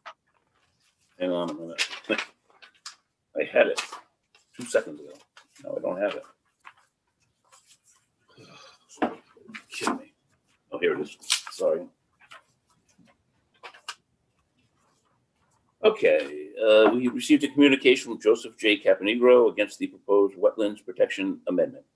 Ordinances, Elections, and Legislative Matters Committee, please. We received a communication from Carol Convalinka Conley speaking in favor of the Wetlands Protection Amendment. Again, Ordinances Committee, please. We received a petition signed by 179 residents in favor of the proposed Wetlands Protection Amendment. Ordinance Committee, please. And we received an article submitted by Roxanne Houghton regarding clean water and what needs to be done to achieve it. Again, Ordinances Committee. That is all. Thank you. Yep. At this time, I'd entertain the motion to go into Committee of the Whole. Second. Roll call vote is required, beginning with Council Holmes. Ms. Holmes. Yes. Ms. Reynolds. Yes. Ms. Dolan. Yes. Mr. Cobus. Yes. Mr. Delicio. Yes. Vice President Jackson. Yes. Mr. Waterman. Yes. Mr. Conti. Yes. Ms. DeSimone. Yes. Mr. Blair. Mr. Blair. Yes. President Cooper. Yes. 11 yeas, 0 nays. Thank you. We are now in Committee of the Whole. If there is anyone that would like to address the council on any matter of city business, now is the time to do so.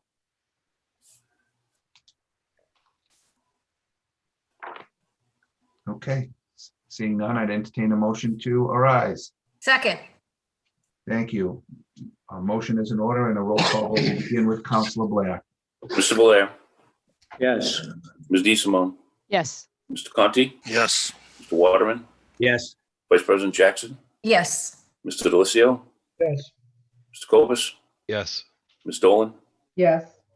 Ms. Reynolds. Yes. Ms. Holmes. Yes. President Cooper. Yes. 11 yeas, 0 nays. Thank you. Motion passes. Moving right along to committee reports, we will start with Councilor Blair. Thank you, President Cooper. From the docket of June 1st, 2021, I move to transfer $9,056.95 from account 12101-000-515020 police court time to account 12101-000-530101 police professional services to install workstations and chairs at the police department. Second. Second. Thank We you. went Motion- over, Oh, go ahead, Councilor Blair. no, that's all right. I'm getting ahead of you. And that's hard. We went over this pretty much last week in committee. This is able to do so because we can take money from court time that isn't being used and get some of these capital one-time sort of purchases done. And this isn't uncommon for this type of year when we transfer money within departments. If I haven't got any other questions from last week, so I assume everybody understands it. Any additional questions or comments? Seeing none, a roll call vote will begin with Councilor Holmes. Ms. Holmes. Yes. Ms. Reynolds. Yes. Ms. Dolan. Yes. Mr. Cobus. Yes. Mr. Delizio. Yes. Vice President Jackson. Yes. Mr. Waterman. Yes. Mr. Conti. Yes. Ms. DeSimone. Yes. Mr. Blair. Yes. President Cooper. Yes. 11 yeas, 0 nays. Thank you. Motion passes. Thank you. From the docket of June 1st, 2021, I move to appropriate $80,257 from account 1000-359-000 undesignated fund balance free cash general government to fund 3559 police technology to support operational needs. Second. Thank you. Motion's in order. Councilor. This was discussed last week in committee also, and it's great to see that we've found this $80,257, something that we don't have to borrow, don't have to put stuff together to bond, and it's absolutely needed if we're going to continue technology upgrades in the police department so that citizens in Attleboro can be protected as they truly deserve. Thank you. Any additional questions or comments? The roll call will begin with Councilor Blair. Mr. Blair.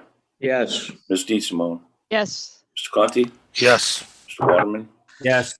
Vice President Jackson. Yes. Mr. Cobus. Yes. Ms. Dolan. Yes. Ms. Reynolds. Yes. Ms. Holmes. Yes. Mr. Delizio. Did I miss you? Yes, and yes. President Cooper. 11 Yes. yeas, 0 nays. I'm sorry. Yes. Motion passes. Thank you. Thank you very much, and thanks everybody for their support of public safety at this particular meeting. It's really important in these times. Thank you very much. Call for a committee meeting next week at the appropriate time. Thank you. Councilor DeSimone. Thank you, President Cooper. Reporting for reporting for Transportation and Traffic Committee. I have two items this evening. From the docket of June 1st, 2021, I move to call for a public hearing on July 20th, 2021, concerning an amendment to Chapter 10 of the City Revised Ordinances to add Section 10-4.19, obstructing traffic and don't block the box intersections. Second. Thank you. Motion is in order. Any additional comments? Seeing none. Oh, I'm sorry, I was quick. No, nothing, President Cooper. Thank you. Roll call vote will begin with Councilor Holmes. Ms. Holmes. Yes. Ms. Reynolds. Yes. Ms. Dolan. Yes. Mr. Cobus. Yes. Mr. Delizio. Yes. Vice President Jackson. Yes. Mr. Waterman. Yes. Mr. Conti. Yes. Ms. DeSimone. Yes. Mr. Blair. Yes. President Cooper. Yes. 11 yeas, 0 nays. Thank you. Motion passes. Thank you. And also from the docket of June 1st, 2021, I move to call for a public hearing on July 20th, 2021 to amend Chapter 10 of the revised ordinances by deleting and replacing section 10-5.13, parking of commercial vehicles. Second. Thank you. Motion is in order. Any additional comments? Seeing none, the roll call will begin with Council Blair. Mr. Blair, Yes. Ms. DeSimone, Yes. Mr. Conti, Yes. Mr. Waterman, Yes. Vice President Jackson, Yes. Mr. Delissio, Yes. Mr. Cobus, Yes. Ms. Dolan, Yes. Ms. Reynolds, Yes. Ms. Holmes, Yes. President Cooper. Yes. 11 yeas, 0 nays. Thank you. Motion passes. Thank you to President Cooper. That concludes the business of the Transportation and Traffic Committee this evening. We look forward to a meeting at the next appropriate time. Thank you. Councilor Conti. Thank you, Mr. President. Reporting for capital improvements and city development, I have 3 motions to bring before the council this evening. From the docket of June 1st, 2021, I move to appropriate $400,000 from the undesignated fund balance free cash general government to the citywide stabilization fund. Second. Thank you. Motion is in order. Council Conti. Any additional comments? I'm sure we all wish that this 400,000 was 4 million, but we'll take what we can get into that rainy day fund. It's growing, and that's good. It's been growing for the last 6 years straight, and it's got a long way to go where it could be, but this is a positive move, and I hope my fellow councilors support it. That concludes my comments. Thank you. Any additional questions or comments? Seeing none, a roll call will begin with Council Holmes. Holmes, Yes. Ms. Reynolds, Yes. Ms. Dolan, Yes. Mr. Cobus, Yes. Mr. Delissio, Yes. Vice President Jackson, Yes. Mr. Waterman, Yes. Mr. Conti, Yes. Ms. DeSimone, Yes. Mr. Blair, Yes. President Cooper. Yes. 11 yeas, 0 nays. Thank you. Motion passes. Thank you, Mr. President. From the docket of June 1st, 2021, I move to transfer $23,300 from the Citywide Reserve Fund for transfer to the Planning and Land Use Professional Services to fund a feasibility study on the infrastructure system for Mechanics Pond, Dam, and Dike. Second. Thank you. Motion is in order. Any additional comments, Council Conti? This is essentially a state mandate that Mechanics Pond, Dam, and Dike infrastructure was temporarily repaired about 10 years ago, and it's due for a evaluation so that it can be fitting in proper standards of the state EPA. And that concludes my comments. Thank you. Any additional questions? Council Cobus. I also encourage folks to support this. I think we talked about it extensively last week in committee, but just remember that this is very much also tied to the land donation in that area. So encourage folks to support it. Thank you. Any additional comments? Seeing none, a roll call vote will begin with Council Blair. Mr. Blair, Yes. Ms. DeSimone, Yes. Mr. Conti, Yes. Mr. Waterman, Yes. Vice President Jackson, Yes. Mr. Delissio, Yes. Mr. Cobus, Yes. Ms. Dolan, Yes. Ms. Reynolds, Yes. Ms. Holmes, Yes. President Cooper. Yes. 11 yeas, 0 nays. Thank you. Motion passes. Thank you, Mr. President. From the docket of June 1st, 2021, I move to appropriate $500,000 from the undesignated fund balance free cash general government to fund 3558 fire department roofs. Second. Thank you. Motion is in order. Any additional comments? Only that roofs in our buildings are the #1 protection from the elements, and they're expensive, as we've seen, just to hire people to figure out what roof should be. But in addition to that, we're paying prevailing wages to get the work done, and building materials have gone up 300%. So there's going to be more shocks like this coming in the future. And that concludes my comments. Thank you. Any additional comments? Councilor Blair. I would like to thank the administration at this time for using reserve free cash for this particular project and not go into borrowing. Thank you. Thank you.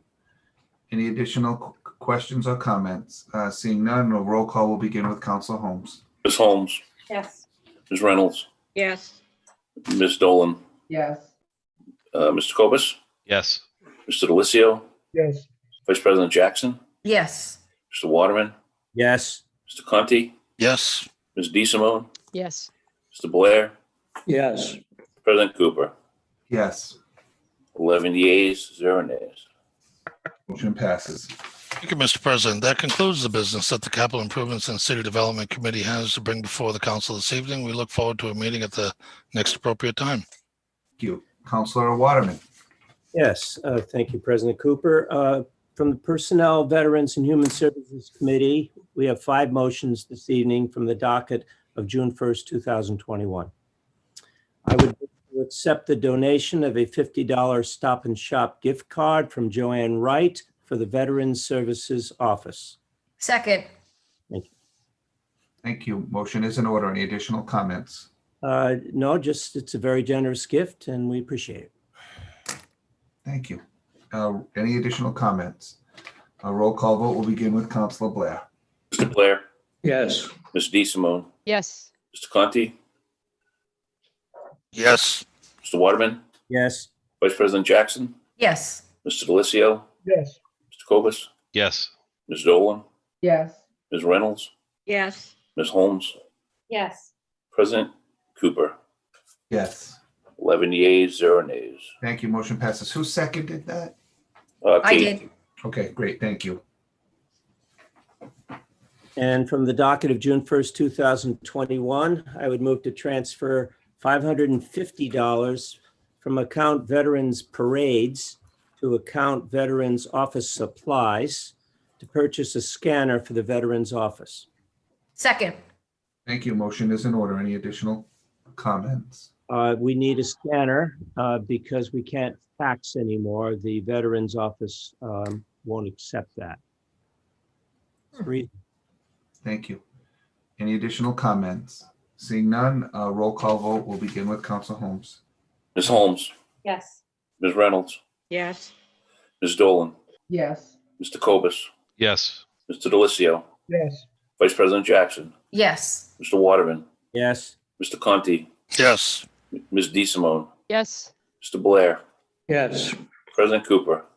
Yes. 11 yeas, 0 nays. Thank you. Motion passes. And also from the docket of June 1st, 2021, I would move to approve the expenditure of a $20,000 grant from the National Endowment for the Arts and any other further grant amendments received by the Attleboro Public Library to support the Big Read program activities as authorized by the granting authority. Second. Thank you. Motion is in order. Any additional comments? Not really. This is a wonderful program, the Big Read, and this is what helps us put it on. Great. Thank you. Any additional questions, comments?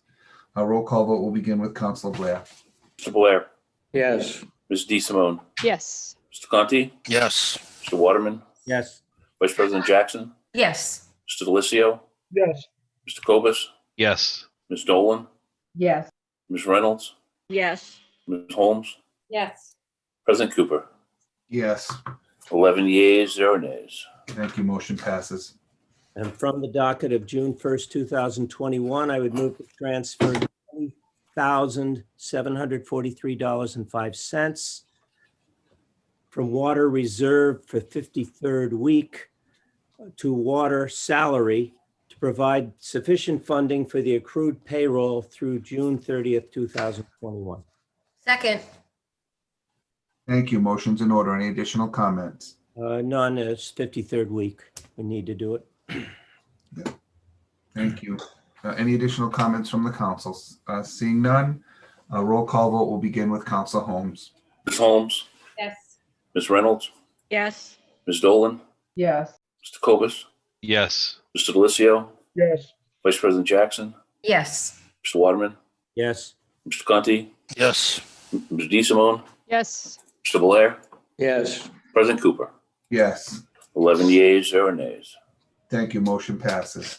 And the last motion is from the docket of June 1st, 2021. I move to transfer $26,804.62 from wastewater reserve for 50th week to provide to wastewater salary to provide sufficient funding for the accrued payroll through June 30th, 2021.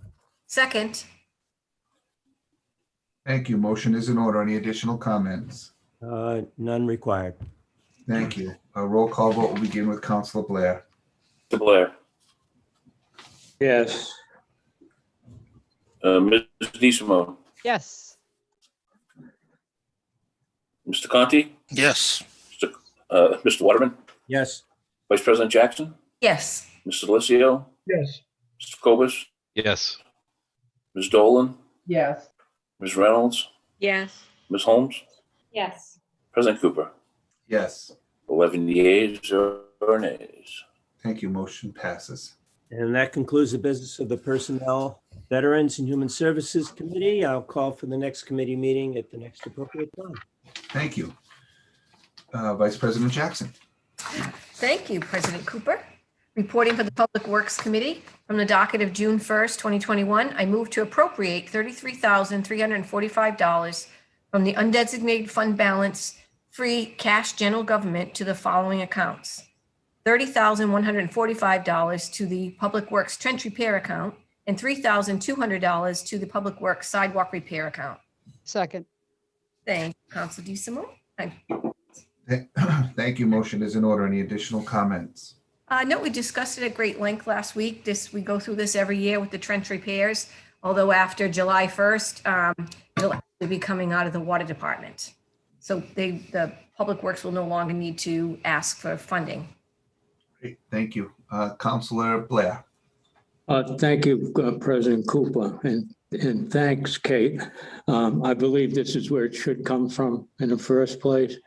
The only caveat to this, or whatever you want to call it, is the highway department's done a great job with these trench repairs. I know it's at the end of the year, and we've given money every year, I think, for trench repairs. My only concern is that these trench repairs get done as efficiently as they're being done now. So that's your department, Kate. Look after it. Okay, I'll make sure I watch out for those guys. I'm just saying it's Yeah. important, and I want to. I agree. I want to say that Public Works has done a great job fixing these, even though I don't think it was in their purview that they were responsible for them. But I don't want to see it go downhill now that the authorities or the charges were put somewhere else to get them fixed properly. I agree. Thank you. All right. Any additional questions? Any additional questions or comments? Seeing none, a roll call vote will begin with Council Holmes. Ms. Holmes, Yes. Ms. Reynolds, Yes. Ms. Dolan, Yes. Mr. Cobus, Yes. Mr. Delicio, Yes. Vice President Jackson, Yes. Mr. Waterman, Yes. Mr. Conti, Yes. Ms. DeSimone, Yes. Mr. Blair, Yes. President Cooper. Yes. 11 yeas, 0 nays. Thank you. Motion passes. Thank you. From the docket of April 20th, 2021, I move to appropriate $28,000 from the undesignated fund balance free cash general government account to the Public Works survey to study the possibility of a sidewalk installation on Reed Street. Second. Thank you. Not sure if that was Councilor Delicio or Councilor DeSimone, but I'm just going to put Councilor DI. I think it was Delicio was first, but we might Okay. have. We're not fussy. I thought it was Jay too. It was close. You win. Thank you. Any additional comments, Council Jackson? I don't. Okay, Councilor Blair, I see your hand. Any? I won't be voting for this because I won't be voting for the big fund that comes after it. I'd rather see the 28,000 go somewhere else, but that's my reason for not voting on it, for it. Okay, thank you. Thank you. Councilor Delicio. Thank you, President Cooper. Yeah, I just want to provide clarity because I've received several phone calls over the last really 4 or 5 days. This vote is not for the sidewalks, and the people that have called me have been like, you need to vote for those sidewalks Tuesday night. This is just for the feasibility study to find out if the sidewalks can be done, what will it entail, what will the cost be? For that reason, I think the residents on Reed Street deserve at least that much to find out what this project can and most likely will entail. Therefore, I will be gladly supporting this. Thank you. Any additional comments? Councilor Blair. Jay, I respect your opinion on that, and I can see where it's coming from. I just still think $28,000 is a lot of money to spend. No disrespect for those people down there whatsoever. Okay, and I appreciate your comments on that. Thank you, Councilor DeSimone. Thank you, President Cooper. I'm in accord with both Councilor Blair and Councilor Delicio, but I'm with Councilor Delicio on moving this forward out of respect for all the residents who apparently have been requesting this, so at least deserves a survey to see if it's in fact feasible. So I'll be supporting it. Thank you. Any additional comments? Seeing none, a roll call vote will begin with Councilor Blair. Mr. Blair. No. Ms. DeSimone. Yes. Mr. Conti. Yes. Mr. Waterman. Yes. Vice President Jackson. Yes. Mr. Delicio. Yes. Mr. Cobus. Yes. Ms. Dolan. Yes. Ms. Reynolds. Yes. Ms. Holmes. Yes. President Cooper. Yes. 10 yeas, 1 nay. Thank you. Motion passes. Thank you. Thank you, President Cooper. I have no further business this evening for the Public Works Committee, but would like to call for a committee meeting at the appropriate time next week. Thank you. Councilor Delicio. Thank you, President Cooper. I have several motions and a couple of announcements at the end. So, reporting for budget appropriations from the docket of June 1st, 2021. I move to transfer $104,530 from account 1124-1000-578360 Citywide Reserve Fund for Compensation, 53rd week, to account followed. I would request a waiving of the reading. Sure. Did you read them in the? Read them in this evening. Yep. Thank you. Second. Thank you. Motion is in order. Any additional questions or comments? I have none. This is just for the 53rd compensation week, which is different than the 53rd calendar week because there's only 52 weeks in a year. But this is just to ensure that everyone gets paid through the end of the fiscal year.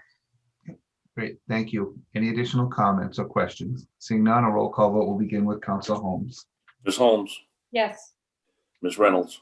Yes. Ms. Dolan. Yes. Mr. Cobus. Yes. Mr. Delicio. Yes.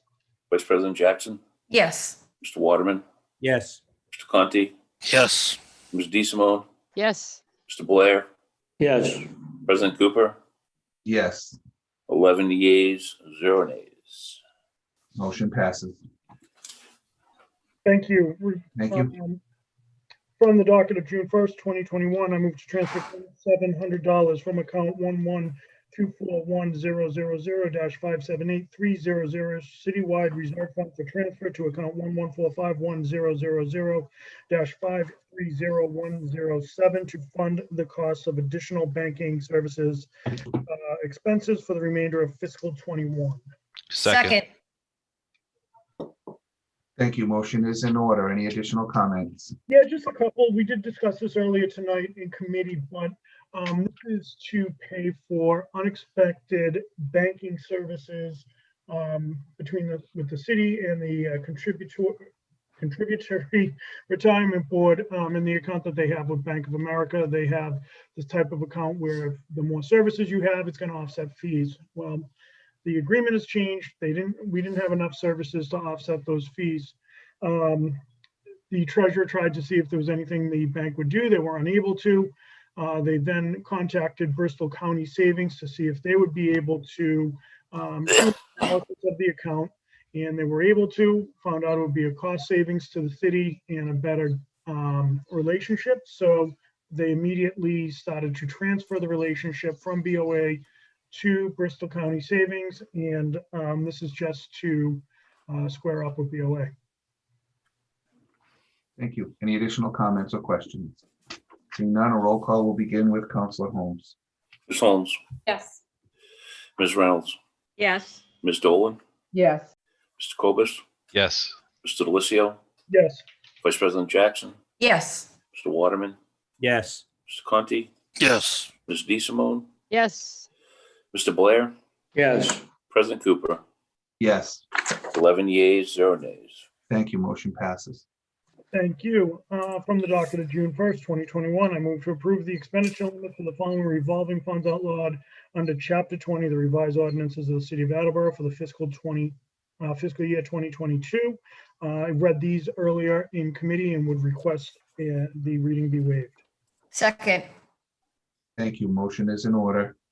Thank you. This is just to get the expenditure limits for the revolving funds that we'll be discussing about next week during the budget hearings into the record, so we can start those discussions next week. Great, thank you. Any additional comments or questions? Seeing none, a roll call will begin with Counselor Blair. Mr. Blair, Yes. Ms. DeSimone, yes, Mr. Conti, Yes. Mr. Waterman, Yes. Vice President Jackson, Yes. Mr. Delissio, Yes, Mr. Cobus, Yes. Ms. Dolan, Yes. Ms. Reynolds, yes, Ms. Holmes, Yes. President Cooper,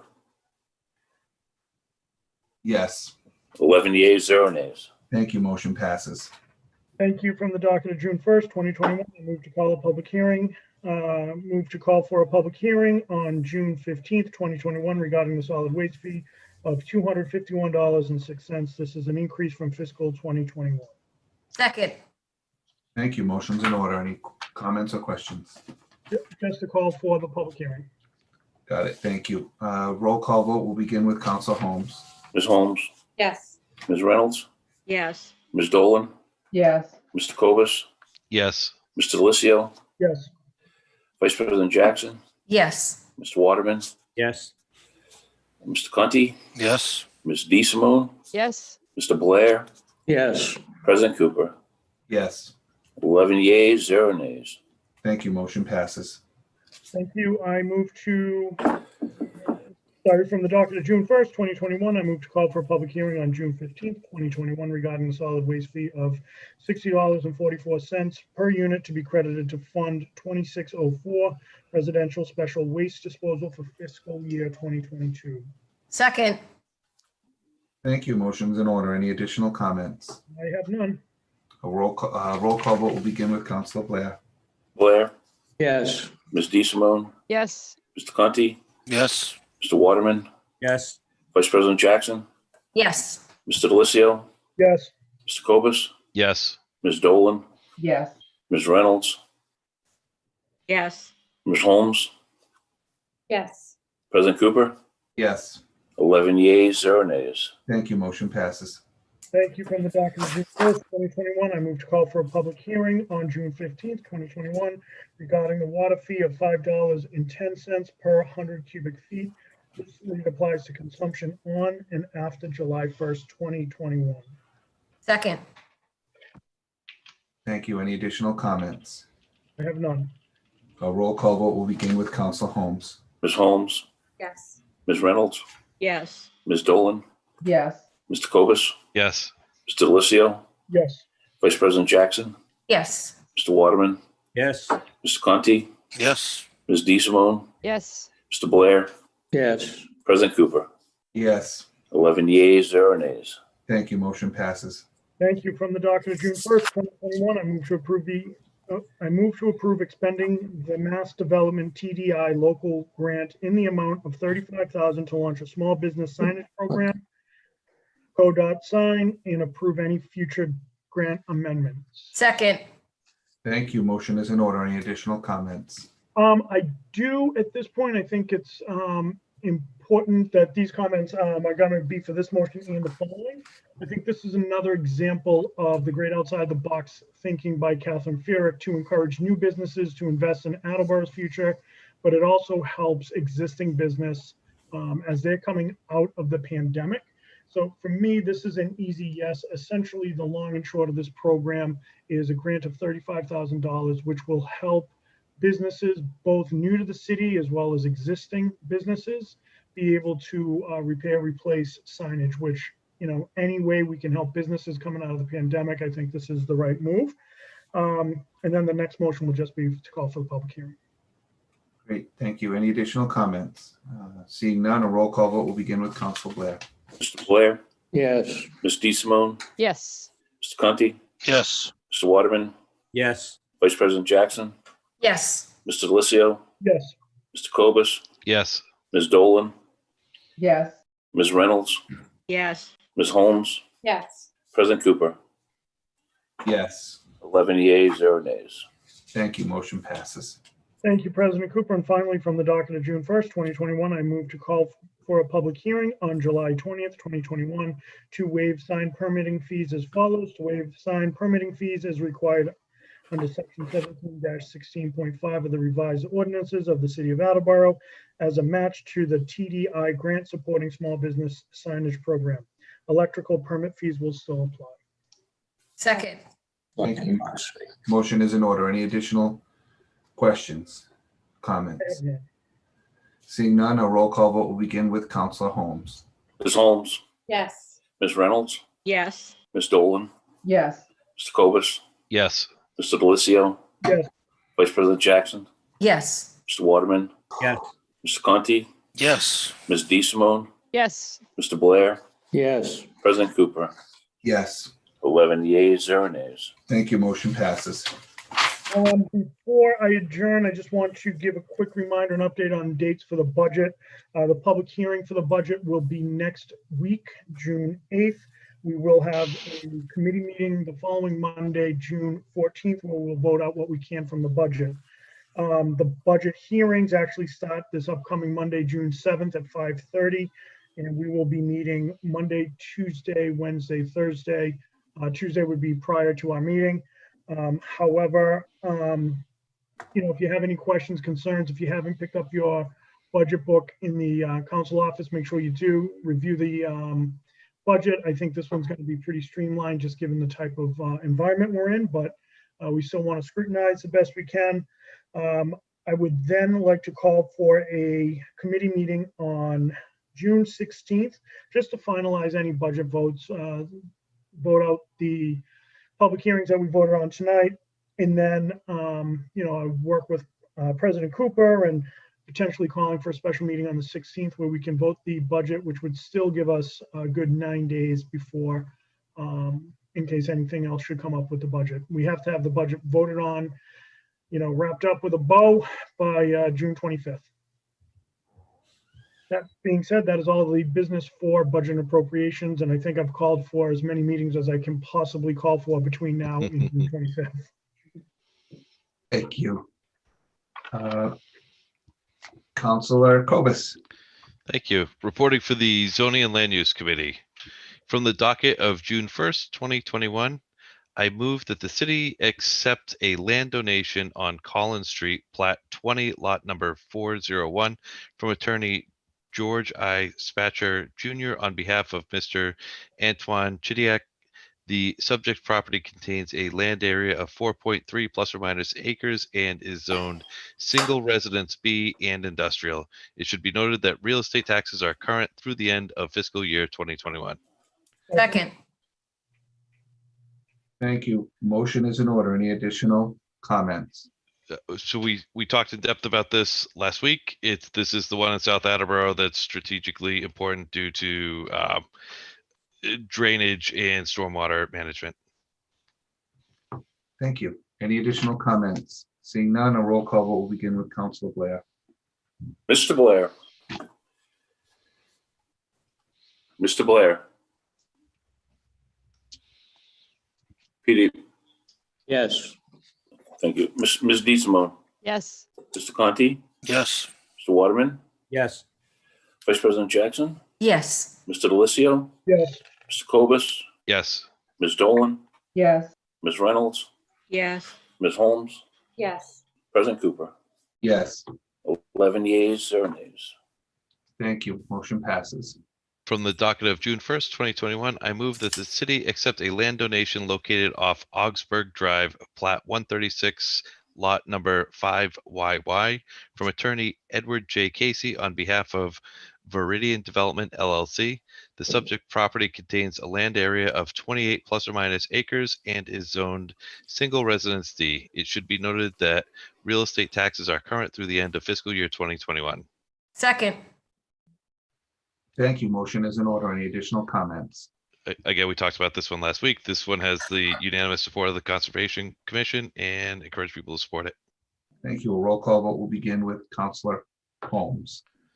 Ms. Holmes, Yes. Ms. Reynolds, Yes. Ms. Dolan, Yes. Mr. Copus, Yes. Mr. Delissio, Yes. Vice President Jackson, Yes. Mr. Waterman, Yes. Mr. Conti, Yes. Ms. DeSimone, Yes. Mr. Blair, Yes. President Cooper. Yes. 11 yeas, 0 nays. Thank you. Motion passes. From the docket of June 1st, 2021, I move that the city accept real estate located off Riverbank Road, Plat 41, lot number 102C1 from Alvidi Realty Company Incorporated. The subject property contains a landmass of 4.4 plus or minus acres and is zoned general residency. It should be noted that real estate taxes are current through the end of fiscal year 2021. Second. Thank you. Motion is in order. Any additional comments? And again, we discussed this one in depth last week. This one reluctantly has the support of the city planner, and we just passed the feasibility study for Manchester Reservoir Dams and Dikes. It's very much tied to this, and I encourage people to support it. Thank you. Any additional comments? Seeing none, a roll call vote will begin with Councilor Blair. Mr. Blair, Yes. Ms. DeSimone, Yes. Mr. Conti, Yes. Mr. Waterman, Yes. Vice President Jackson, Yes. Mr. Delissio, Yes. Mr. Copus, Yes. Ms. Dolan, Yes. Ms. Reynolds, Yes. Ms. Holmes, Yes. President Cooper. Yes. 11 yeas, 0 nays. Thank you. Motion passes.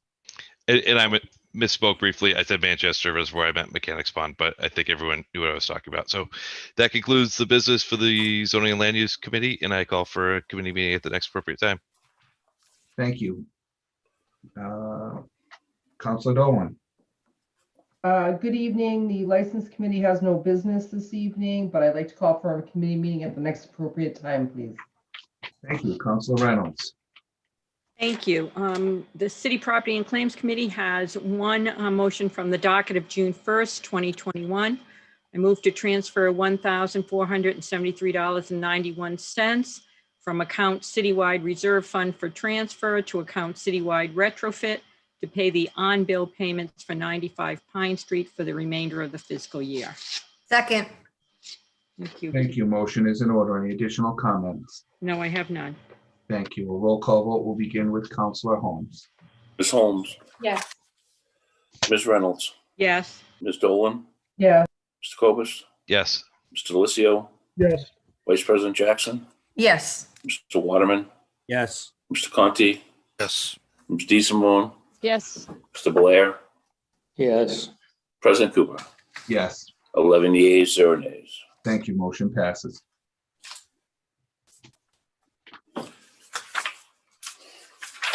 So, Councilor Reynolds, you're muted. Okay, thank you. I just wanted to say that is all the business City Property and Claims Committee has this evening, but I would like to call a committee meeting at the next appropriate time. Thank you. Councilor Thank you. Holmes. Thank you. Reporting for Ordinance, Elections, and Legislative Matters Committee.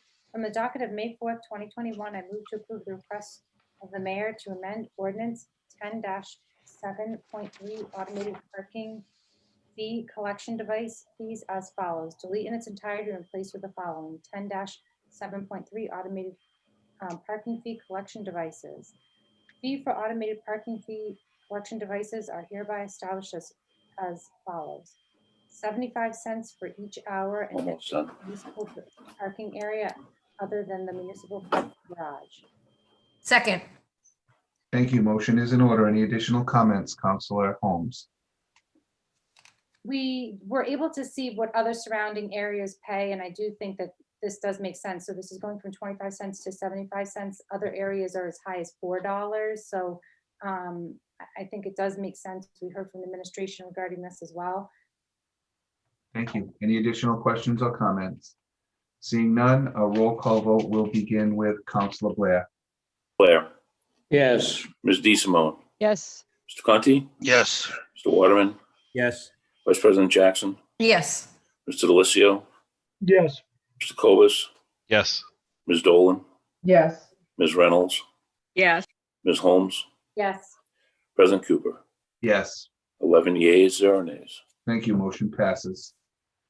Councilor Holmes. Thank you. From the docket of September 22nd, 2020, I move to approve the following ordinance amendments. Section 7-16, single-use plastic water bottle waste reduction.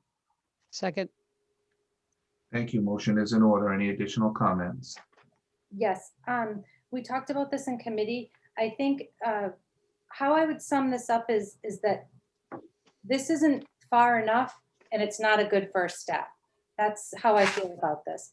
I think that, like I had mentioned, I would hate for someone to be able to go into a local store and be able to buy a bottle of soda, but not be able to buy a bottle of water. This is not a good first step. I understand what is trying to be accomplished here, but I have a lot of concerns about that. I have a couple other things to say too, please. I hope nobody does a point of order on me, but I will be brief. You know, we have to think in a more global way here. For instance, when we pass the stretch code, the whole thought process behind that is to close up a house. These houses are so tight now, and I recently know somebody that built one, that they have to keep a fan running all the time. We're doing things for the environment that aren't making sense because we're not thinking them through. And I feel like, again, this doesn't go far enough, but it's not a good first step. I will not be supporting this. That concludes my comments. Thank you. Councilor Blair and then DeSimone. I also won't be supporting this. I think I was quite vocal about it. This belongs at a state level, not at a local level. The only way you're going to stop the concerns of these plastic water bottles is also to put, just like the nip bottles, put a fee on them, put a deposit fee, you know, but it belongs in the state. It doesn't belong in Attleboro. It's a real restriction on small businesses. They need that money, profit from these water sales. And people need to be able to buy them because they drink bottled water at home. I'll bet you anybody on the council drinks bottled water at home, or when they're going to a game or something, they bring it with them. So I think it would be an injustice, first of all, to the people who live in Attleboro, our constituents.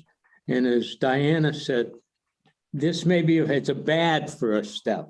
There's other ways to get the other side of the street without banning water bottles. Okay, thank you.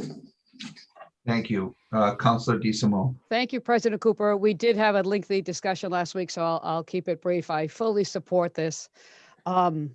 Could we do more? Of course we could, but this is a heck of a start. We're far from the first group who is even considering banning these water bottles.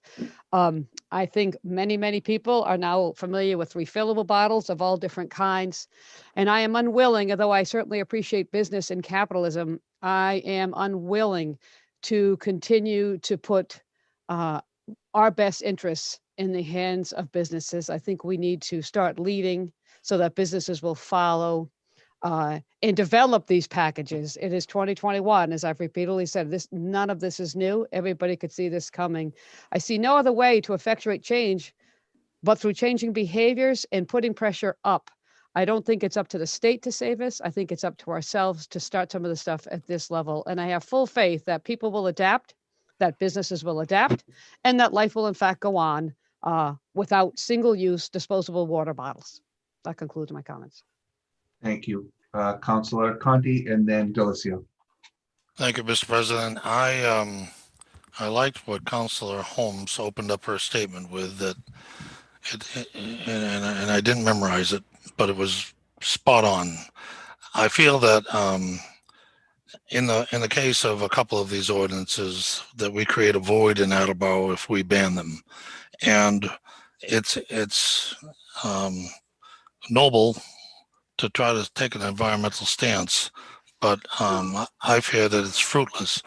So I am aware that the Washington, D.C. Democrats have introduced a bill in the House and the Senate last March called the Break Free from Plastic Pollution Act. And that would require consumer brands to pay and collect recycled waste left by their products. It also impose a fee on carryout bags and some of the things that we've been talking about. So I think that this is not an Attleboro councilor big decision to make. I think Attleboro councilors that are so in support of this should be contacting their federal and state legislatures to push them along. I don't buy that if we ban water bottles and a whole bunch of towns ban water bottles, that the state will ban water bottles. It's at the great inconvenience of a lot of people. So I won't be supporting this measure. And that concludes my comments. Thank you. Councilor Delicio. Thank you. Again, really, I think Diana, you did a wonderful job really setting it up. I mean, I think we've got to do something at some point. As far as the impact it's going to have on a business, Councilor Kovas and I have spent several hours over the last couple weekends speaking with businesses. And there was one business this weekend who said, you know what, I support the styrofoam, I support the plastic, I get it, we've already started moving that way. The water bottles would hurt. The straws hurt them, but they moved on with it. I think we've got too much too soon is dangerous. A pendulum swinging on either side too quickly is dangerous. You know, I think Councilor Conti brings up a great point, several great points actually, Councilor.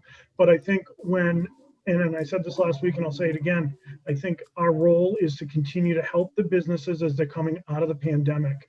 It's not about letting the businesses control us, but you know, there's a serious problem if we have a mass exodus, especially of restaurants or other businesses, but we have to give the businesses a chance to get back on their feet. And maybe we revisit this in 18 months and the council sitting here in 2 years, they revisit it then. But for right now, I don't think the timing makes sense. I do applaud the intent, but the timing is way off. Thank you. Any additional questions or comments? Seeing none, a roll call vote is required and we'll begin with Councilor Holmes. Ms. Holmes, No. Ms. Reynolds, No. Ms. Dolan, Yes. Mr. Cobus, No. Mr. Delicio, No. Vice President Jackson, No. Mr. Waterman, No. Mr. Conti, No. Ms. DeSimone, Yep. Yes. Mr. Blair, No. President Cooper, No, 2 yeas, 9 nays. motion fails. Thank you. From the docket of September 22nd, 2021, I move to approve the following ordinance amendment, section 7-17, microplastics and water reduction. Second. Thank you. Motion is in order. Any additional comments or questions? Do not have any.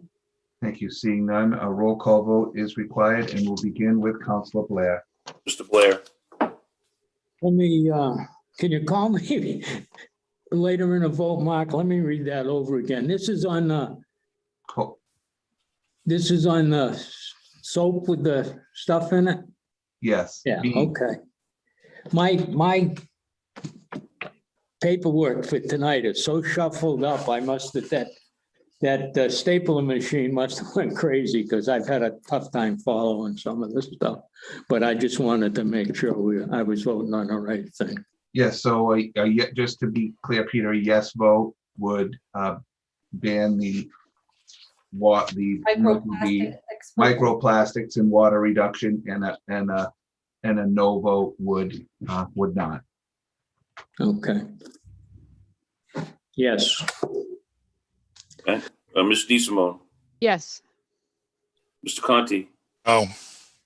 Mr. Waterman, Yes. Vice President Jackson. Yes. You say yes or no? I'm sorry. Yes. Sorry. Mr. Delicio, No. Mr. Cobus, Yes. Ms. Dolan, Yes. Ms. Reynolds, No. Ms. Holmes, Yes. President Cooper. No. I've got 7 yeas and 4 nays. Thank you. Motion passes. Thank you. No, mine wouldn't have made a difference. From the docket of September 22nd, 2021, I move the following ordinance amendment. I move to approve the following ordinance amendment. Section 7-17, plastic shot bottle waste reduction. Second. Thank you. Motion is in order. Counselor Holmes. Thank you. We talked a lot about this in committee, and it, there was some support of it. I think that it was a good discussion, and that concludes my comments. Thank you. Any additional, Counselor DeSimone? Thank you, President Cooper. I'll keep it short because we did in fact discuss it last week. I fully support this. I have spoken to some of the liquor store owners. I appreciate their concerns, but as I mentioned before, change needs to start somewhere. The push needs to go up to impress upon the powers that be. And by that, I mean liquor store companies, bottling companies, that they need to, in fact, produce alternatives. I did have the chance to speak to Representative Hawkins about the nickel deposit. He certainly seems to feel that it's going to pass, although it's been pending for some time, even pre-pandemic. But I have two concerns about that. You know, just the image, you put a nickel deposit on these tiny little bottles that are everywhere. It doesn't take away from the fact that the harm is done primarily in the production and the degradation of these plastic bottles. But the image that bothers me is that while the distributors and the liquor store companies are all sitting back and counting their cash, we've got homeless people, we've got kids, we've got senior citizens, and we've got well-intended citizens and residents of this country breaking their backs to book these things up at a nickel a shot when other people are making a hell of a lot more money selling them. I cannot get that image out of my head. And secondly, no deposit, no matter how much you put on it, again, addresses the primary issues of the damage done in the production and degradation of these bottles, which will become the microplastics that we just banned. That concludes my comments. Thank you. So I do have just and then I'll get to Council Kovas and Council Blair. So I've picked up a lot of trash, like most of you have, and like those that have come before this honorable body to talk about this. And the number one thing that I would pick up, I do not pick them up. I can't say don't ever. It's not plastic bottles. It's not nip bottles. It's cigarette butts. Cigarette butts are disgusting and they're everywhere. That's number one. Number two, I'm going to share just a little tiny bit with you. There was a time in my life when bottles got me to be able to eat, bottles and cans. So while I appreciate your comments, Councilor DeSimone, I lived it. And that, believe it or not, fed me. I was a lot skinnier then because I didn't have much to eat than I am today. And I knew at that time, walking through the Cumberland Reservoir, putting bottles and cans, picking them out of the trash and putting them in my mother's friend's Toyota Corolla station wagon that I stole from her and took up to the Cumberland Reservoir to pick up bottles and cans, that's how I decided that I wasn't going to live like that. So it did some good for me to pick up bottles and cans and walk the street and get them and go redeem them at Zips and other places. So while I appreciate it, they are everywhere. I agree with you. But I think that for some people, me having been one of them, that's how I survived for a very short period of time, because I decided that's not what I'm going to do. So I appreciate that sentiment, but I think there is some good in it, in having the bottle redemption in terms of getting it cleaned up. Is that how we want people to earn their money, at 5 cents a nip bottle or a plastic bottle? No, that's not what I'm saying. I'm just saying that it has a benefit for certain individuals in the city that have come to rely on it, quite frankly, that don't want help in any other means that might be available to them. So I will not support it in hopes that something happens, but I empower you, Councilor DeSimone, or any of the other 10, that if something doesn't happen at the state level, that we do have to do something about NIPS. We can't wait 3 more years for the state to do something. We have to do something about them. But I think given the commitment and the timing and everything that's happened, I think it's time right now to wait. And that's why I will not support it, but I'm not saying that I won't ever support a ban if we can't do something. And the other thing I want to say is there were a lot of liquor stores and others with an interest in that business that came before this council, made all kinds of commitments about what you're going to do. In fact, put my phone number in their business for them to call me directly.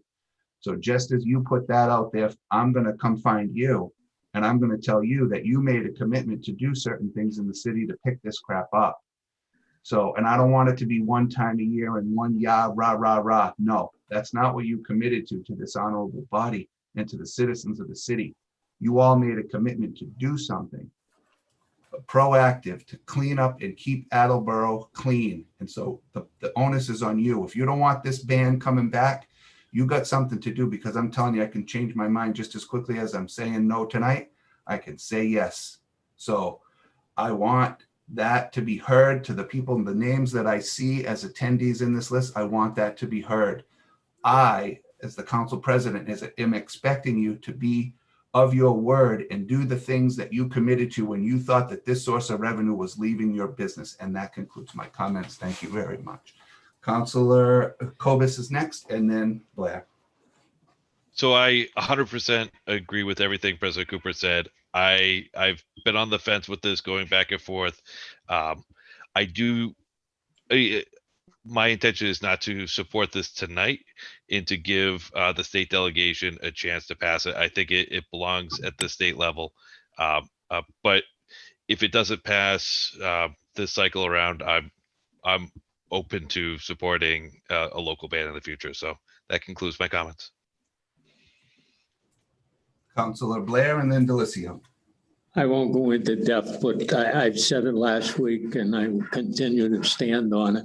This is something the state should do. They should put a deposit on them. I agree with Mr. Cooper.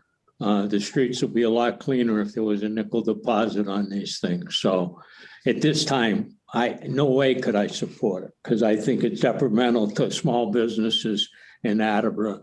And along with Mr. Delicio, we got to support them. They've had a bad year plus. To take revenue away from them right now doesn't make sense. Like Todd said, maybe down the line, if the state doesn't get off their butt and do something about it, then maybe it comes back to the city.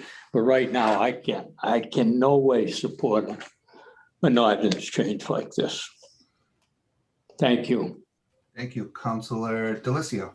Thank you, President Cooper. I appreciate your sentiments and your words, and I really agree. I think a ban shouldn't be the first option, should be the last. We should be encouraging collaboration with the liquor store owners who did come down and they promised that they were going to work with us. And I think the message I'm hearing is that we're holding them to it.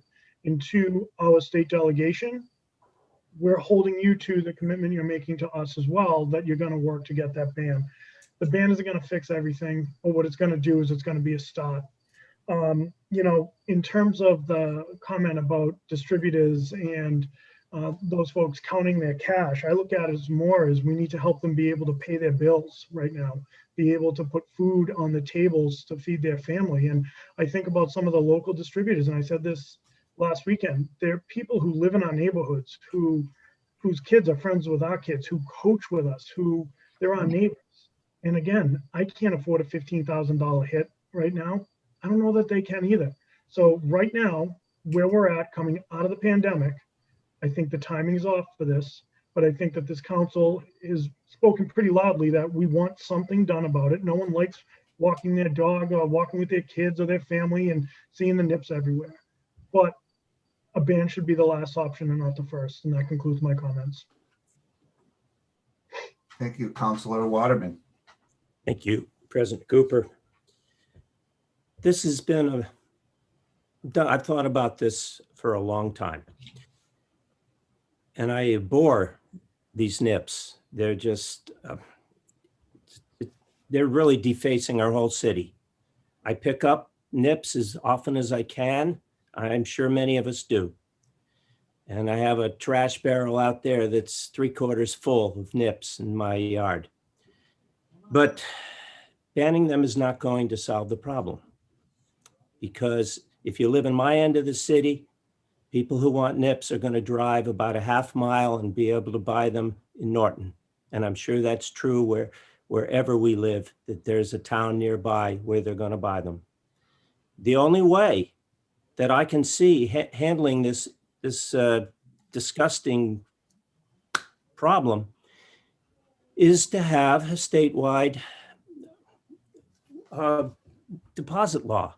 So we really need to put the pressure on our senators and our state reps. And I already know that they want it banned too, or what they want a deposit law so that it will be cured.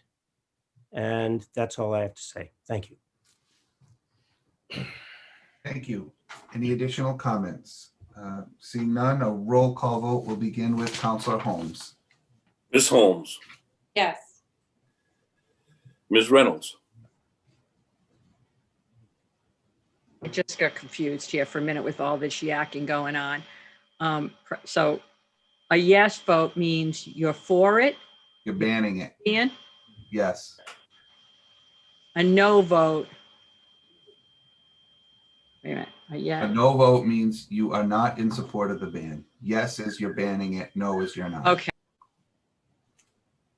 No. Ms. Dolan, Yes. Mr. Cobus, No. Mr. Delicio, No. Vice President Jackson, No. Mr. Waterman, No. Mr. Conti, No. Ms. DeSimone, Yes. Mr. Blair, No. President Cooper. No. 3 yeas, 8 nays. Motion fails.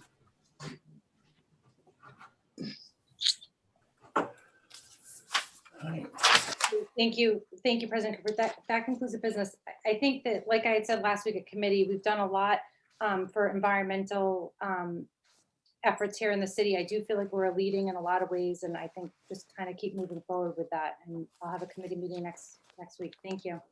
Thank you.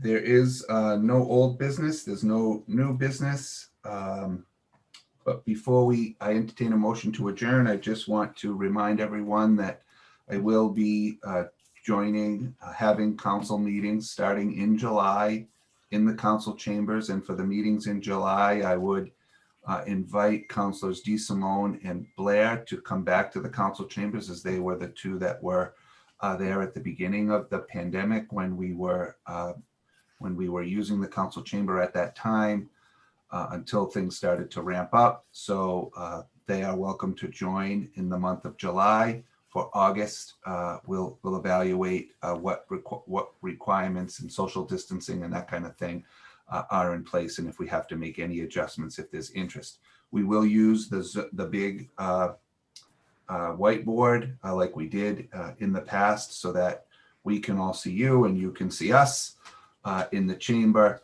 And so for that meeting, again, myself, Councilor DeSimone, Councilor Blair, if they want to participate in the chamber, AACS, Virginia, and Steve. Councilor DeSimone. Thank you, President Cooper. I will be there. I'm wondering, does this mean that people wanting to participate in the public hearings can also be present at that point? Yes, because remember, thank you for clarifying. Remember, the reason why I went to City Hall was because I wanted to offer that opportunity to anyone that could not or didn't understand Zoom. As we got better with Zoom and the pandemic numbers in the city, and we started to go into the red zone, City Hall was closed, and we decided to go a full remote situation. But we'll reel it back the way that we went out. Thank you, President Cooper. Thank you, Councilor Cobus. I understand the rationale, but behind opening it up in reverse order for how we shut things down.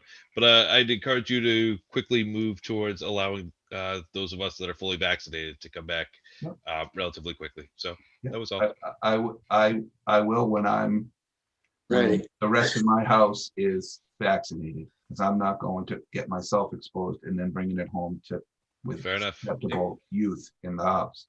So at that time, 2 weeks post that, I will open it up further based on the guidance. And I'm not At this point, I'm not willing to put up plexiglass in the chamber and do all the kinds of things because we're all too close. So that's A, ugly, and B, takes away from our ability to communicate. We can extend tables. John Mamoli did a great job at the beginning of the pandemic. For those of you that went in, you saw the extended tables. If we have to do something like that, then we certainly will. Councilor Blair. Just a quickie, Mark. When you open it up to people coming in, public hearings and whatnot, maybe we could look at that those that want to speak be vaccinated. So, I mean, you got a card if you've been vaccinated. Maybe we should check them. That's just a suggestion. Can't do that, but that's okay. Oh, you can't? No, it's called the honor system. Either they do it or they don't. And we'll be far enough away. The people sitting in the audience can. It was just a suggestion. Whether or not to wear a mask, that's individual preference, and people can do that. But once we start to open up, we'll follow the state guidance. Okay, thanks, Mark. It was just a suggestion. You're much smarter in the medical field than I ever thought of, so I'm not questioning you at all. It was a suggestion. I understand. Any additional questions? Seeing none, at this time, I entertain a motion to adjourn. Second. Thank you. Motion is in order. And a roll call vote will begin with Councilor Blair. Mr. Blair. Yes. Ms. DeSimone. Yes. Mr. Conti. Yes. Mr. Waterman. Yes. Vice President Jackson. Yes. Mr. Delicio. Yes. Mr. Cobus. Yes. Ms. Dolan. Yes. Ms. Reynolds. Yes. Ms. Holmes. Yes. President Cooper. Yes. 11 yeas, 0 nays. Thank you. We are adjourned at 9:22. Good night. Good night. Night. Good night.